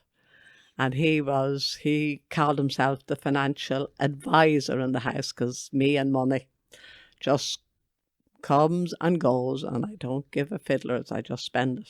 Whereas he would have been far more conscientious and thoughtful and measured about how he would spend it. So he thought this TM course was ridiculously expensive. And I thought, you know what? If something went wrong in the car tomorrow, we'd find the money to fix it. I'm going on this course. And it was the first time I ever went against his Financial his advisor wish wisdom. or his financial wisdom. I just says, no, I'm doing it. And I didn't feel good about doing it because, you know, we did kind of agree on everything we did together, and if there was a financial outlay, yeah, we kind of agreed on it. Or if I didn't agree, I mightn't have agreed, but I succumbed to his superior wisdom on all things financial, which looking back on was ridiculous. So I decided I was going to do this meditation course, and I did it.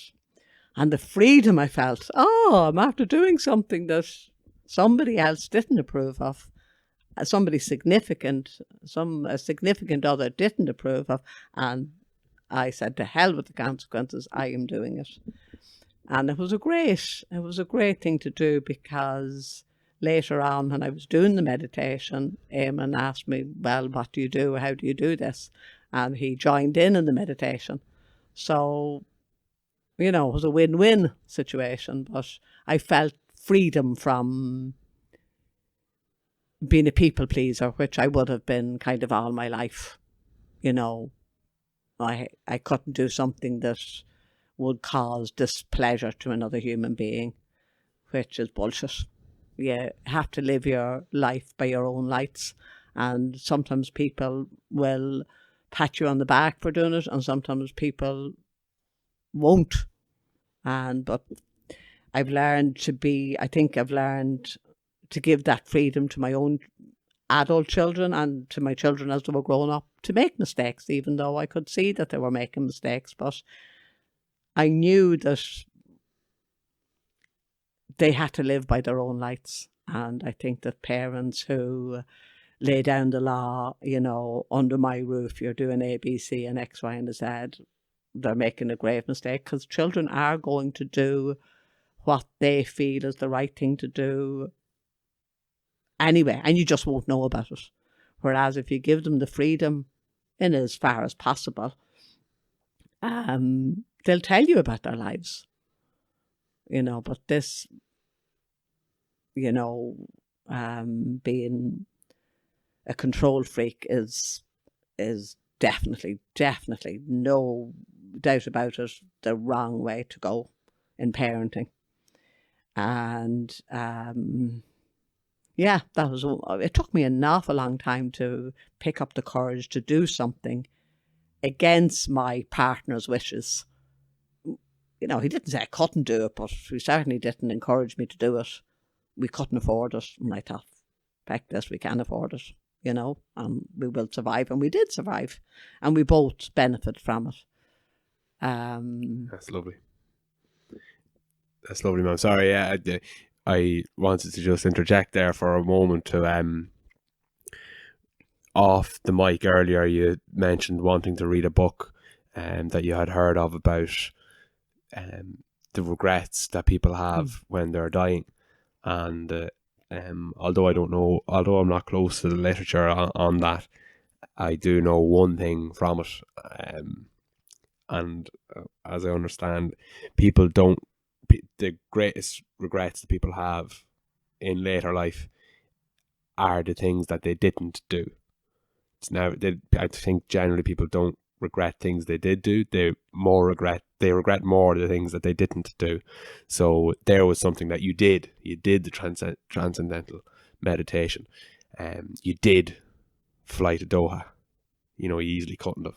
And that if you didn't do the transcendental meditation, if you didn't fly to Doha, and if you didn't pick that book up by Brahanock, by Sarah Ban Brahanock, if you didn't do those things and you felt like it might be something worth doing, those are the kind of things you'd regret.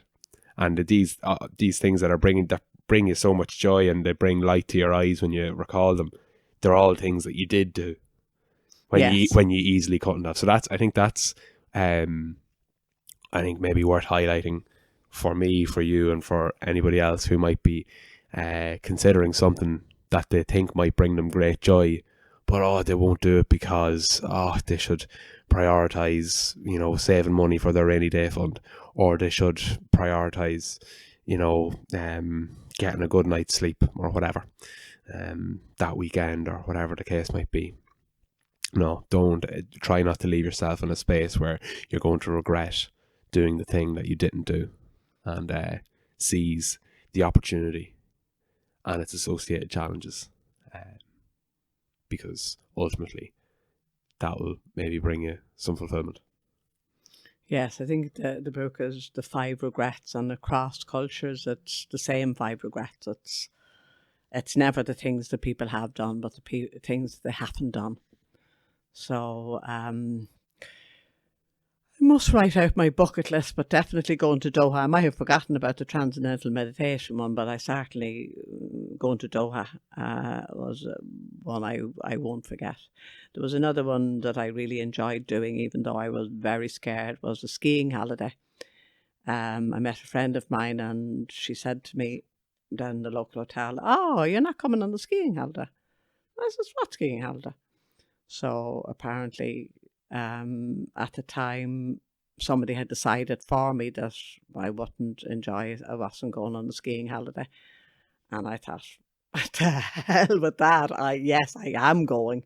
I didn't know anything about it. I didn't know that I had said no to a skiing holiday, and I said, yes, I am going. And I'm terrified of heights.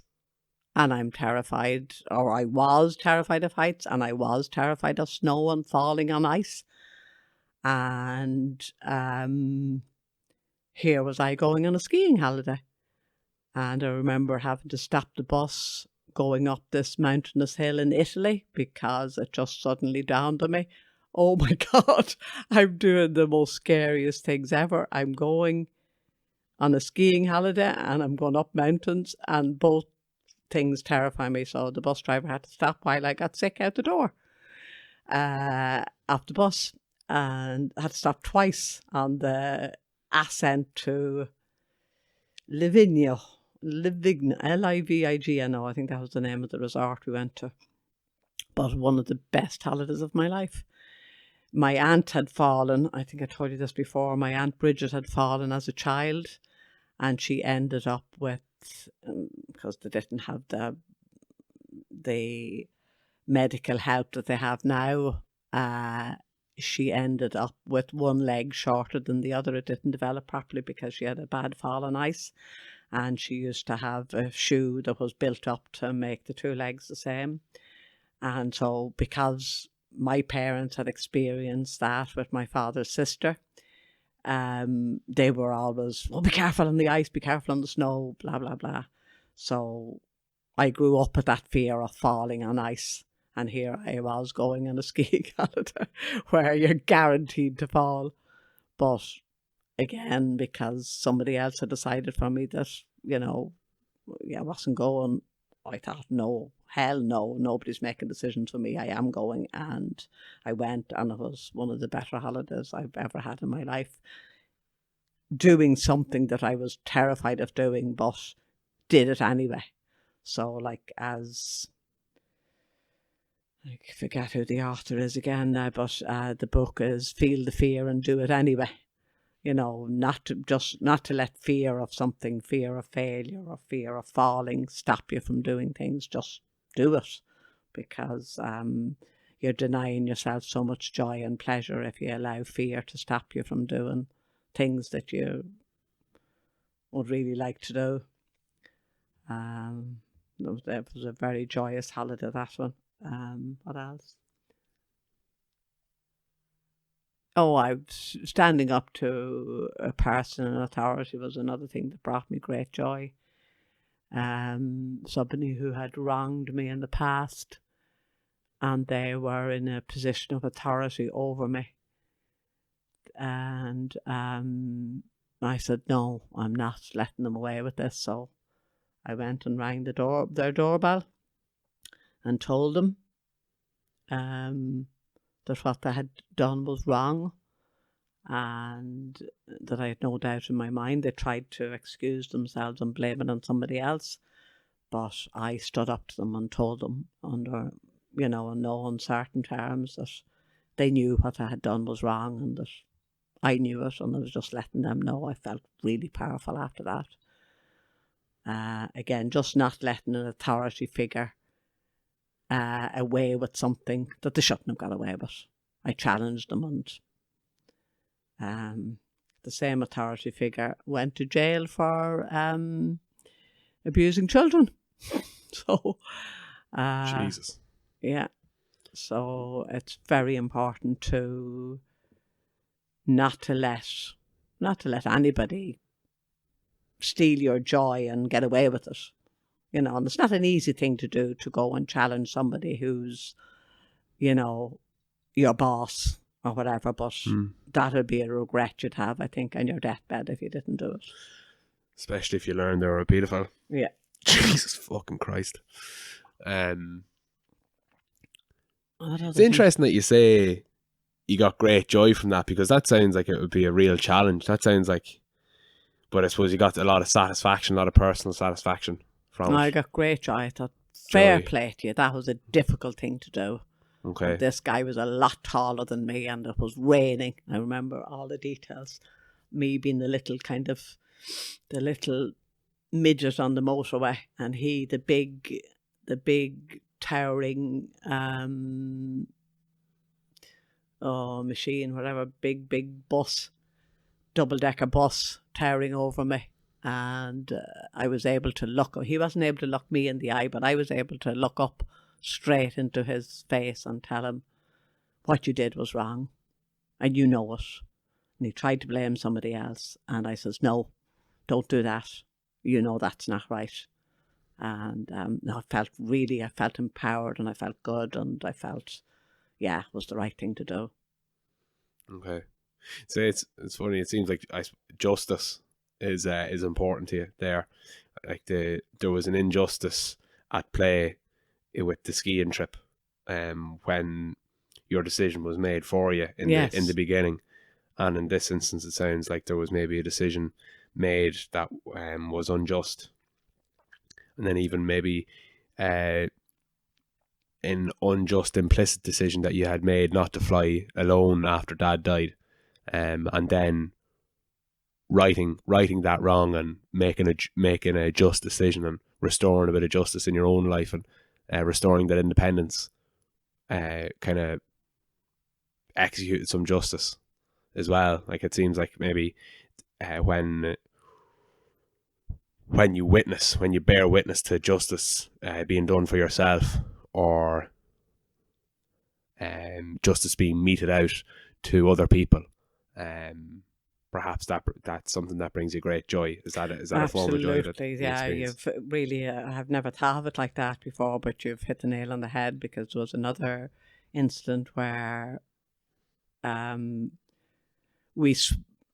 dad and I switched traditional roles of, the man was the breadwinner way back then when we got married, and the woman was the housekeeper, So because my husband had health issues, and then when we had children, we decided that we didn't want to put them in creches, or we didn't want a childminder. We wanted one of us to be looking after them.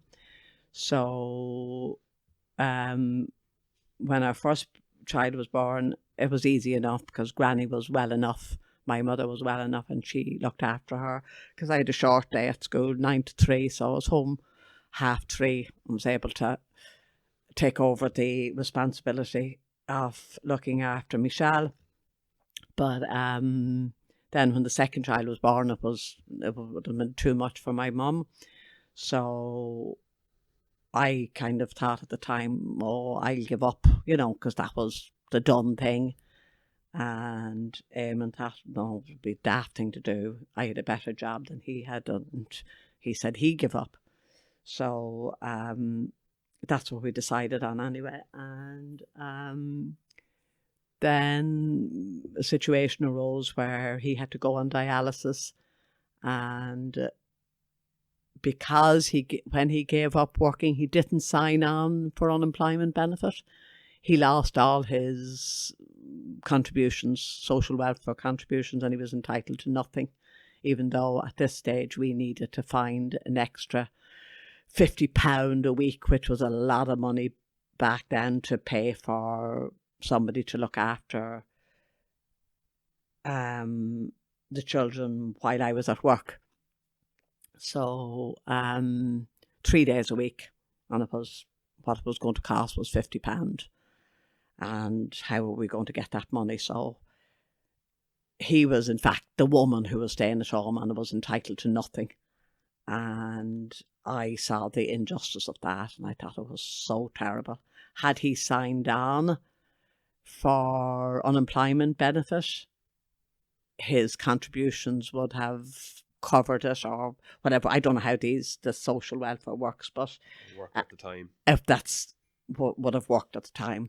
But he didn't, because he was very honest. And despite people arguing with him, you are available for work. He was saying, I'm not available for work, so I can't sign on for unemployment benefit. And there was one man in particular who was great at arguing with him and telling him, yeah, you are available. You're available from 4:00 every evening, when I was back home and had relieved the babysitter. And he was available. And he says, no, I'm not going to work at that. But by the letter of the law, you're available. But he wouldn't sign on anyway, make a long story shorter. And sorry, then when we... Just to clarify, ma'am, the childminder was needed because Dad was going to be at dialysis. And he was on dialysis, yeah. 3 days a week he had to go for dialysis because of kidney function. So we were entitled to know, and I just thought that was so wrong and so unfair and so unjust. So I went to everybody and anybody and politicians and whatnot, and was very upset time and time again, because I was told no, there's nothing that could be done, and so on and so forth. But in the end, I persevered. I just saw the injustice, and I kept persevering until I got justice for my husband, and he was allowed, I forget what it was, disability benefit or whatever, which allowed us to pay for somebody to look after the children. £50 or something like it a week. Yeah. Yeah, and again, in that instance, justice was meted out. So it's funny. It's just so joy would be would be the word you'd use to put a name on the experience you had when you were successful. Absolutely, because doors were banged on my face time and time again, and I was told nearly, how dare I look for anything, and I so well off, and I a teacher. And how dare I? It was just unbelievable the way, unbelievably bad the way I was treated. Unjust. So unjust. And I saw the injustice of it, and I says, no, I'm not. Definitely not putting up with this and shutting up.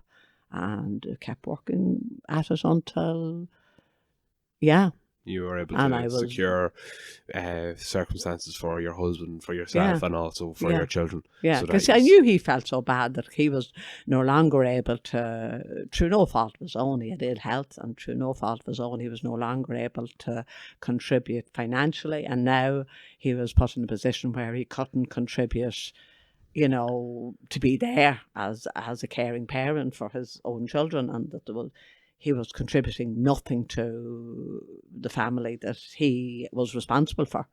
You know, and you can imagine how useless he could have felt and did feel. But thankfully, you know, I worked for that, and it brought me great joy when I finally succeeded, despite door after door being slammed in my face. Yeah, so, and overcoming the challenge as well. Yeah. So there was probably, do you, when you reflect now, to return somewhat back to your experiences of depression and panic attacks, do you reflect with joy over having kind of overcome those things, or is that the right? Am I using the wrong phrase, or am I missing the mark? Oh, I'm very, very grateful. I don't know if joy is the word. So it's a separate experience, a distinct experience from, okay. Yeah, very grateful that I succeeded in not going under, but know how close I was to going under, and knowing that suicide did enter my head. I didn't think I was ever going to do it, but it certainly entered my head time and time again. You know, and I went to places where, you know, this is a possible place where I could do it, but I still felt at the back of my head I wasn't going to do it, but I was in places where I had gone to with that thought foremost in my mind, and that's why I'd be so angry with. That's not the only reason why I'd be so angry with people who think it's an easy option for somebody, and that people that make that horrendous choice of ending their life, that it's an easy option. It's not an easy option. It's an option that is horrendously difficult. Must be. I didn't go the whole hog and didn't make any attempt, but I went to places where, there were possible places where I could put an end to my misery and my suffering. But, you know, for anybody to judge another human being for, you know, for taking that final desperate act, it's so wrong. So wrong. Because I don't think anybody could possibly choose suicide as an easy option. It's not an easy option. It's a horrible, horrible place to be. Yeah. How did we get from being joyous to? Well, I'm not sure, Mamó. I suppose what I was talking, I asked you, did you experience joy when you reflect on how you're not in the place you were? And you said that joy wasn't the right word, but that you were very grateful, and that gratitude brought you to think about, I suppose, how you're not in that space, because you thought of the very worst circumstance you were in, and I suppose how you got to there, how you got to speak about that, was to say how grateful you are that you're not there. Yes. Which is certainly something that you should be grateful for, and it's certainly something that everybody that gets to call you Mam and Mamó and Aunty Ben and Mrs. Mc Keown and Benjy and all the Bernie and all the rest, that all those people, of which I am included, are extremely grateful for as well. And that can be something on all of our gratitude list, No, because absolutely, yeah. That somehow I got the grace that was needed to overcome the challenges that people face, and sometimes I guess everybody just doesn't get that grace or doesn't get the help that they need at a particular time. I was blessed that I did, very blessed. you were fortunate enough to be able to triumph over the unjust circumstances you had. And sometimes, unfortunately, people aren't able to triumph over the unjust circumstances they find themselves in. Yeah. And I think maybe that's the distinguishing factor for you and for somebody else in similar circumstances who does meet the unfortunate end to their lives, they executed. And I suppose, I think because it's important, although I hadn't intended on asking you about it, the thought of suicide, the thought of ending your own life, is that a theme which you can thread across your, multiple instances in your life, over your life history? Or is there like a particularly acute instance where it was a major challenge? Or was it more of an intrusive thing at different times? Or was there one major intrusion which you can put your finger on? No, I'd say you describe it rightly there when you say it was an intrusive thing that happened on multiple occasions, but I never felt that I was going to actually execute it. But as I said, it was there, the thought was there. I had left my house to go to a place where, it could have been executed, even though looking back on it now, I don't think I was actually going to do it ever, but the thought was there, and I was blessed and fortunate enough to be able to have left those places and having not having let the thought go away. Why it went away, how it went away, I don't know, but thankfully it did go away. Okay, so you think you visited places with like a pseudo intention to end your own life? No, like we'll say, I think of a particular day now, I was feeling very down and very, very low and very depressed, and I ended up going to a place and sitting in that place and thinking, I could end it all here. That's as far as it went. It didn't go any further than that. I didn't think how I'd end it or anything else, but I did that on a number of occasions. And you'd be alone? Oh, I would, of course. Of course. And at times I was feeling very, very lonely and very alone in a crowded room. And I often thought, imagine, I am feeling so bad, and not one person here is aware of how I'm actually feeling at the moment. And it was very often that, we'll say, maybe a party situation where everybody would seemingly be enjoying themselves, and these are the dark thoughts that were in my head. So I'd be always kind of aware that that somebody else could be thinking that way.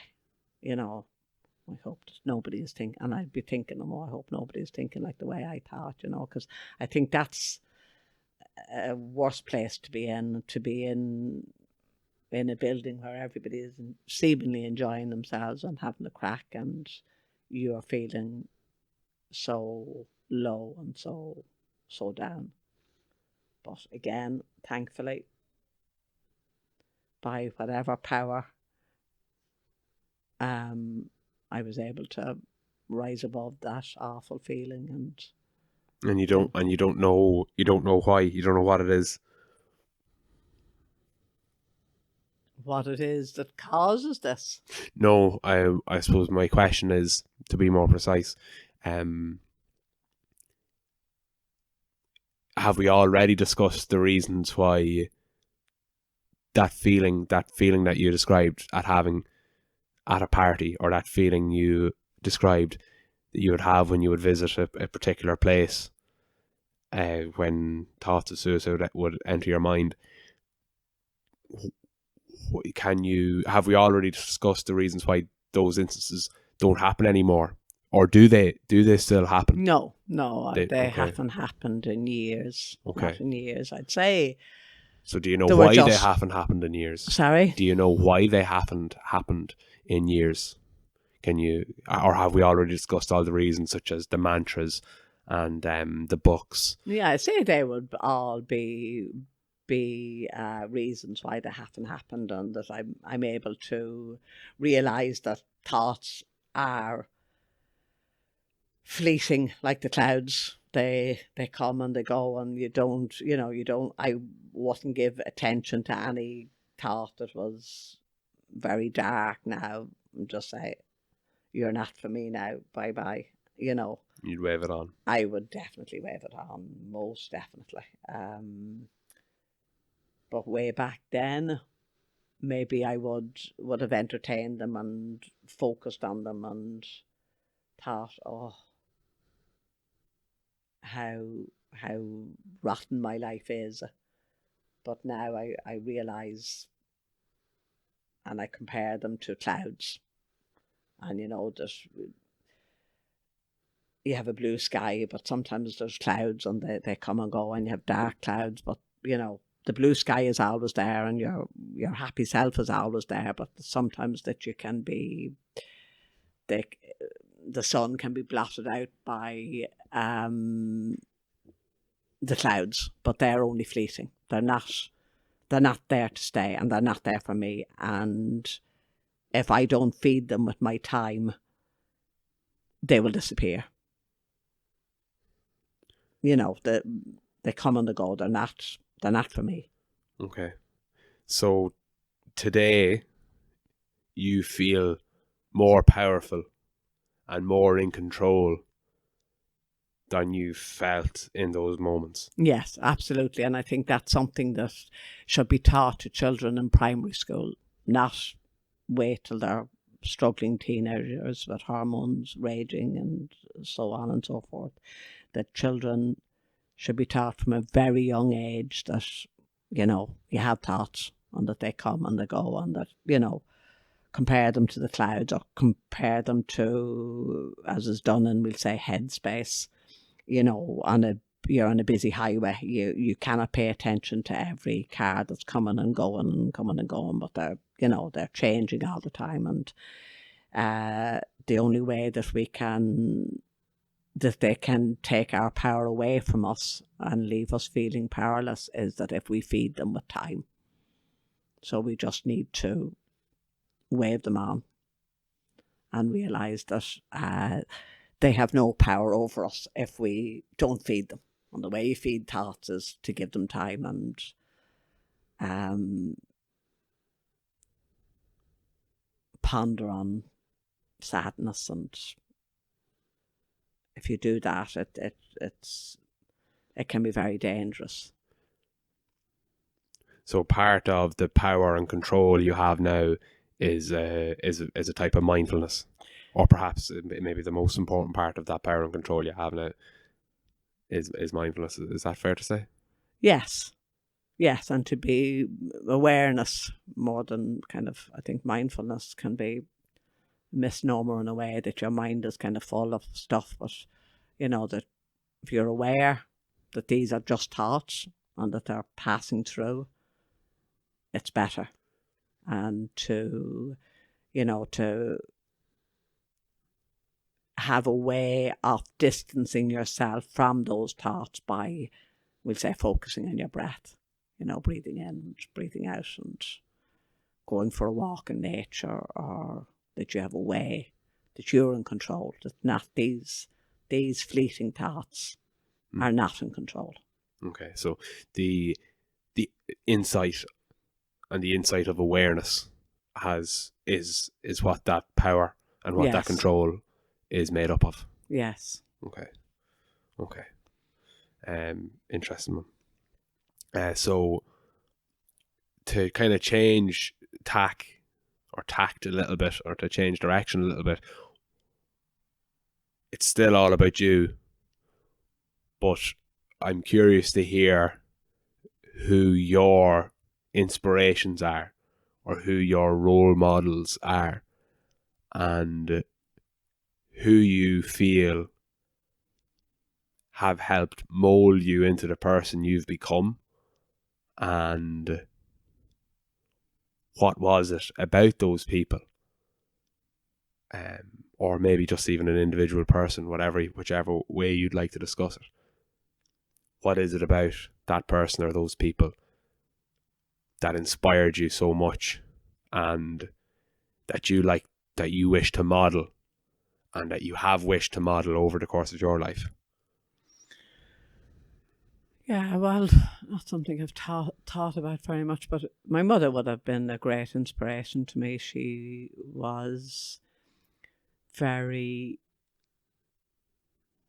seemed to be very even-tempered, and she would have had a lot of difficulties and a lot of challenges in her life, but she was very adaptable. She adapted to all the changes.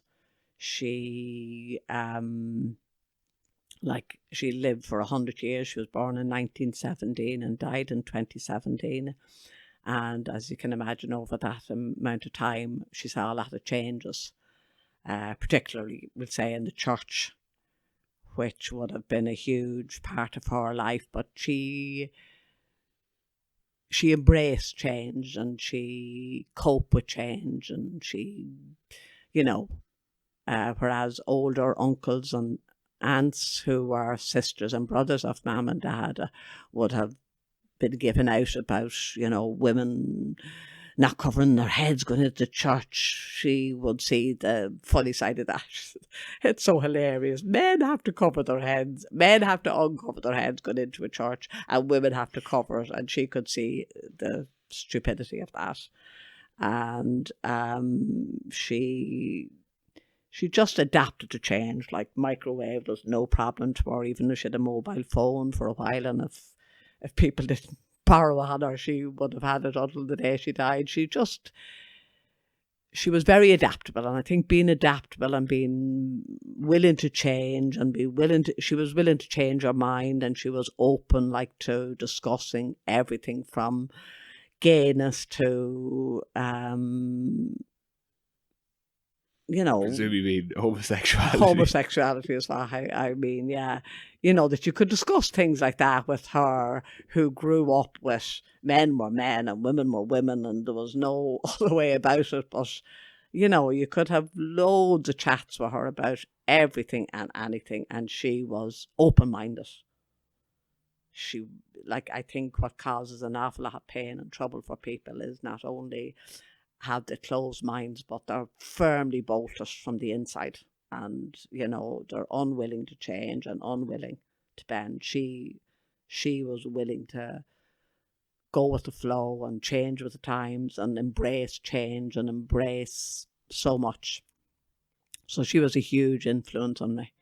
And she also, when I was getting married, she gave me one bit of advice. She says, "Don't be a quiety now."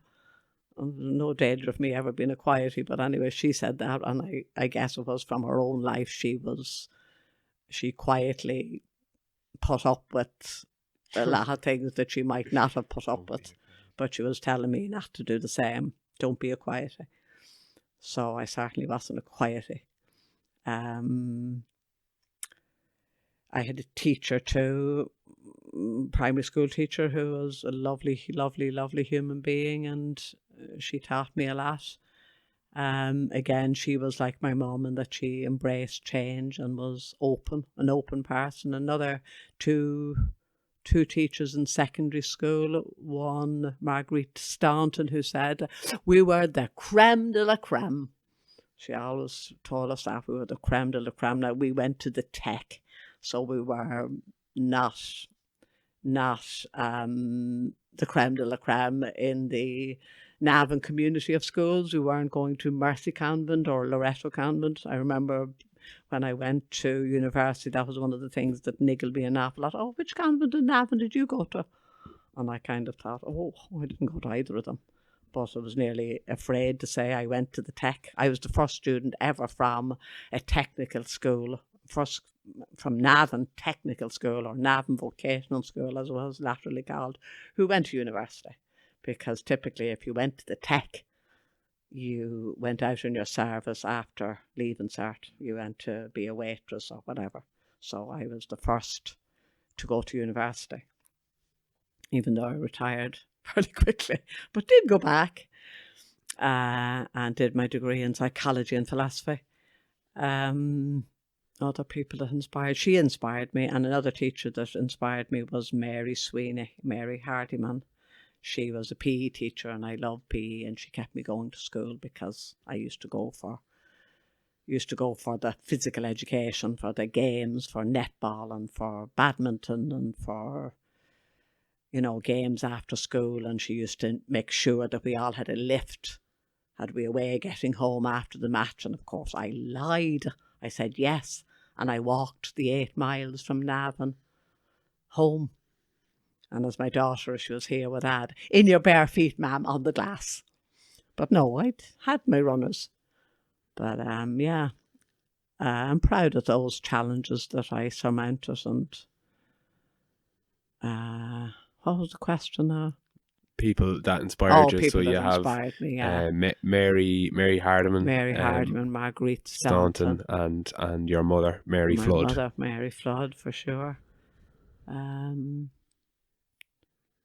Yeah, I'm sure there were others as well. Those are the three that spring to mind. Yes, they're the three that spring to mind, yeah. And for Marguerite Staunton and for Mary Flood, affectionately known by a lot of people as Granny, and who I always knew as Granny. The traits in those people that ring out loud and clear was an openness and also an adaptability. And a love of other people, Granny, as you call her, loved other people, and I think, thrived because she had people around her always. She wouldn't have been, I don't think she would have been often lonely, because she attracted people to her because of her smile and her joy, her joie de vivre. She was alive and joyful. She was a joyful person.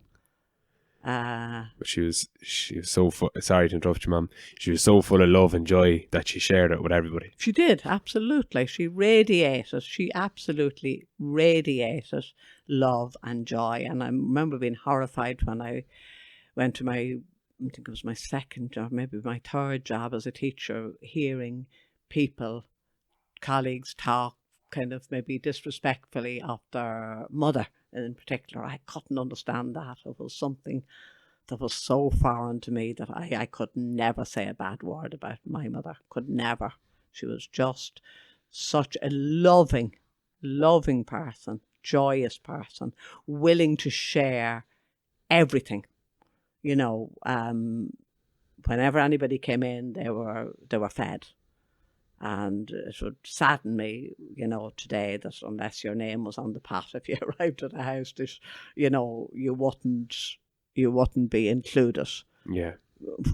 Like, there was a big family of us, and no matter who came, and if it was tomorrow's dinner that was in the fridge, a bit of ham that was boiled for the following day, that would have been cut up, and there would have been something found for the next day. Yeah. And she would have done without to give it to others. She got great joy in giving.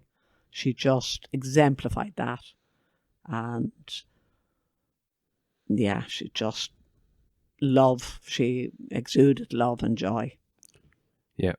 And So Excuse me.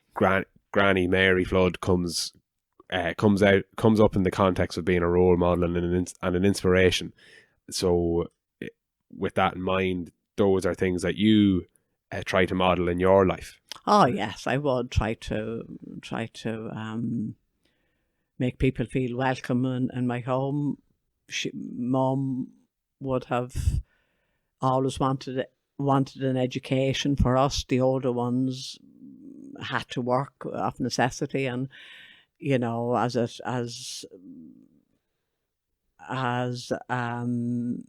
she got older and wiser, she wanted so much for the younger ones to get something that she didn't get.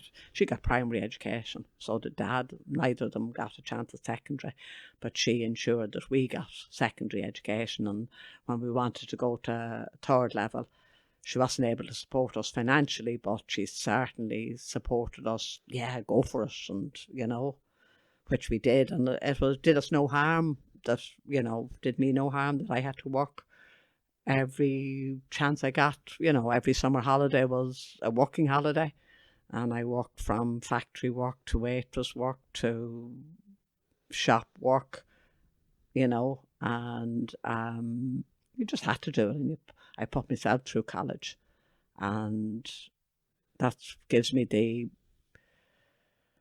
I suppose, what I'd say to people is, if you want it badly enough, you can do it. There might be a lot of obstacles in your way, but there's a way to do it if you want to do it badly enough. And that parents make a lot of mistakes by removing obstacles from their children's lives, you know, smoothing the path out for them. Not a good idea. Let your children, let the obstacles be there. Let them find ways of manoeuvring themselves around them. By giving too much to your children, you're doing them a disservice. In my case, because my children's father was absent, I tried to be mother and father because there was such a huge absence there. And I probably did a disservice by trying to be, you know, too much there, because children learn by meeting the challenges head on and having to be resilient to find their way through things, and it does them no harm. And I'm a great believer in the golden rule of parenting is, don't do anything for your child that they can do for themselves. In the main, you know. Don't take every blade of grass out of their way on the path. Let them go barefoot. Let them dance in puddles. Let them be children. Don't wrap them up in cotton wool and throw sugar at them. It's funny. So I'd say through circumstance anyway, Granny wasn't able to pave the way to Belfield for you, or she certainly wasn't, or to line your purse with, you know, lots of pocket money for parties and all that kind of crack. That wasn't on the cards. Well, you alluded to there, it's just worth pushing back a little bit against that. So obviously I was fortunate enough to have Dad alive for the nearly the first 3 years of my life, and telling you how shocking good child you are. Indeed. But also I can say with great confidence today that I'm very grateful to you for being absolutely, to use Dad's phrase, an absolutely brilliant mother, but also an absolutely brilliant father. So you certainly didn't do too much for me. I don't think you did too much for any of our siblings, and I don't mean that as a strike against you. You let us experience our own challenges. You let us make what were seeming mistakes, which caused us a lot of heartache at the time. But I think, which at least I'll speak for myself, I can reflect on now and say, okay, that experience was very costly to me at the time, and my mother was in a position to bend the needle towards me taking a more correct course of action, but she didn't, and she was right not to, and I'm grateful that she didn't. So thank you for letting us quote unquote make our own mistakes, because ultimately they weren't mistakes. They were things that enabled us to become smarter, more adaptable people, depending on what we were going to face in the future and on what I will face in the future. So thank you for that, Mum. But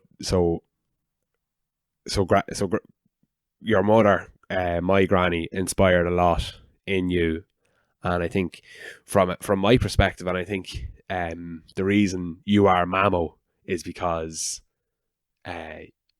you had Mammy. You know, the reason your grandchildren love you so much today is because I had such a wonderful grandmother, your mother, and the reason myself and my 3 siblings have had the benefit of a wonderful, incredible mother is in large part due to you having a wonderful, incredible mother. So I think I think Granny is quite literally smiling down on us here at the moment.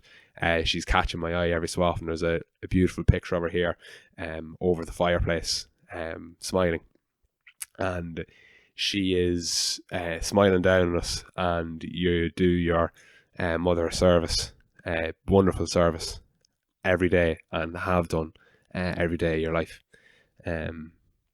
by showing lots of love and lots of kindness, and by not being a quietie. Thank you, Pat. But you know, the smile there in the photograph, you know, it's a great thing to do, to smile, because there's nothing more beautiful than a smile, and a smile evokes a smile in somebody else. As the little poem says, smiling is infectious. It can be caught like the flu.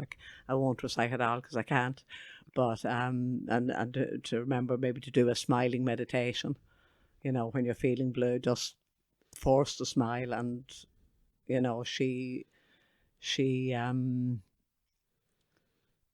by her smile, she just inspired people, and by her joy, she inspired people. And to be grateful to have that, I had that experience. Lots of people don't have the mother that inspires joy, and the mother that inspires love, and we have to be sympathetic to them as well, and to realise that, I suppose, everybody needs more love than they deserve at times. You know, people behave in poor ways and obnoxious ways at times, and you know, maybe we're inclined to lash out at them and say, well, fuck you too, but maybe what they need is somebody to just give them that extra bit of love that they might never have got in the home situation. You know, we are fortunate. I'm fortunate. You are fortunate, even though you've had difficulties. But there are some people who have all the difficulties and have very little love. But like, if you look around you, all anybody wants is love, to be loved and to be recognised, and you know, and there's probably not enough of it in people's lives. Yeah, it's a beautiful sentiment. I think that people need more love than they deserve, because the idea of deserve is something that we kind of make up. Like, suppose kind of justice is somewhat of a human construct, and sometimes it's great to mete it out. But I think in other times, sometimes justice is meted out by showing somebody a lot of love, when maybe in our culture it mightn't be the thing that's prioritized. And I suppose we don't need to show love.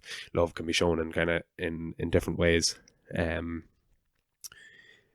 through forgiveness, or through compassion, or through some type of deeper understanding for why a person or how a person is behaving and the way they are behaving by having some type of grace to appreciate, well, this person is obviously coming from an alien circumstance to me,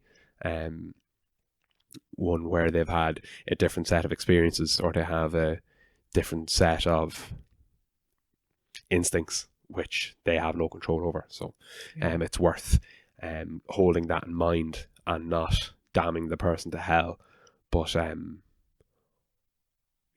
showing love in whatever way we can. And then I think possibly lastly, I said at the beginning of the podcast,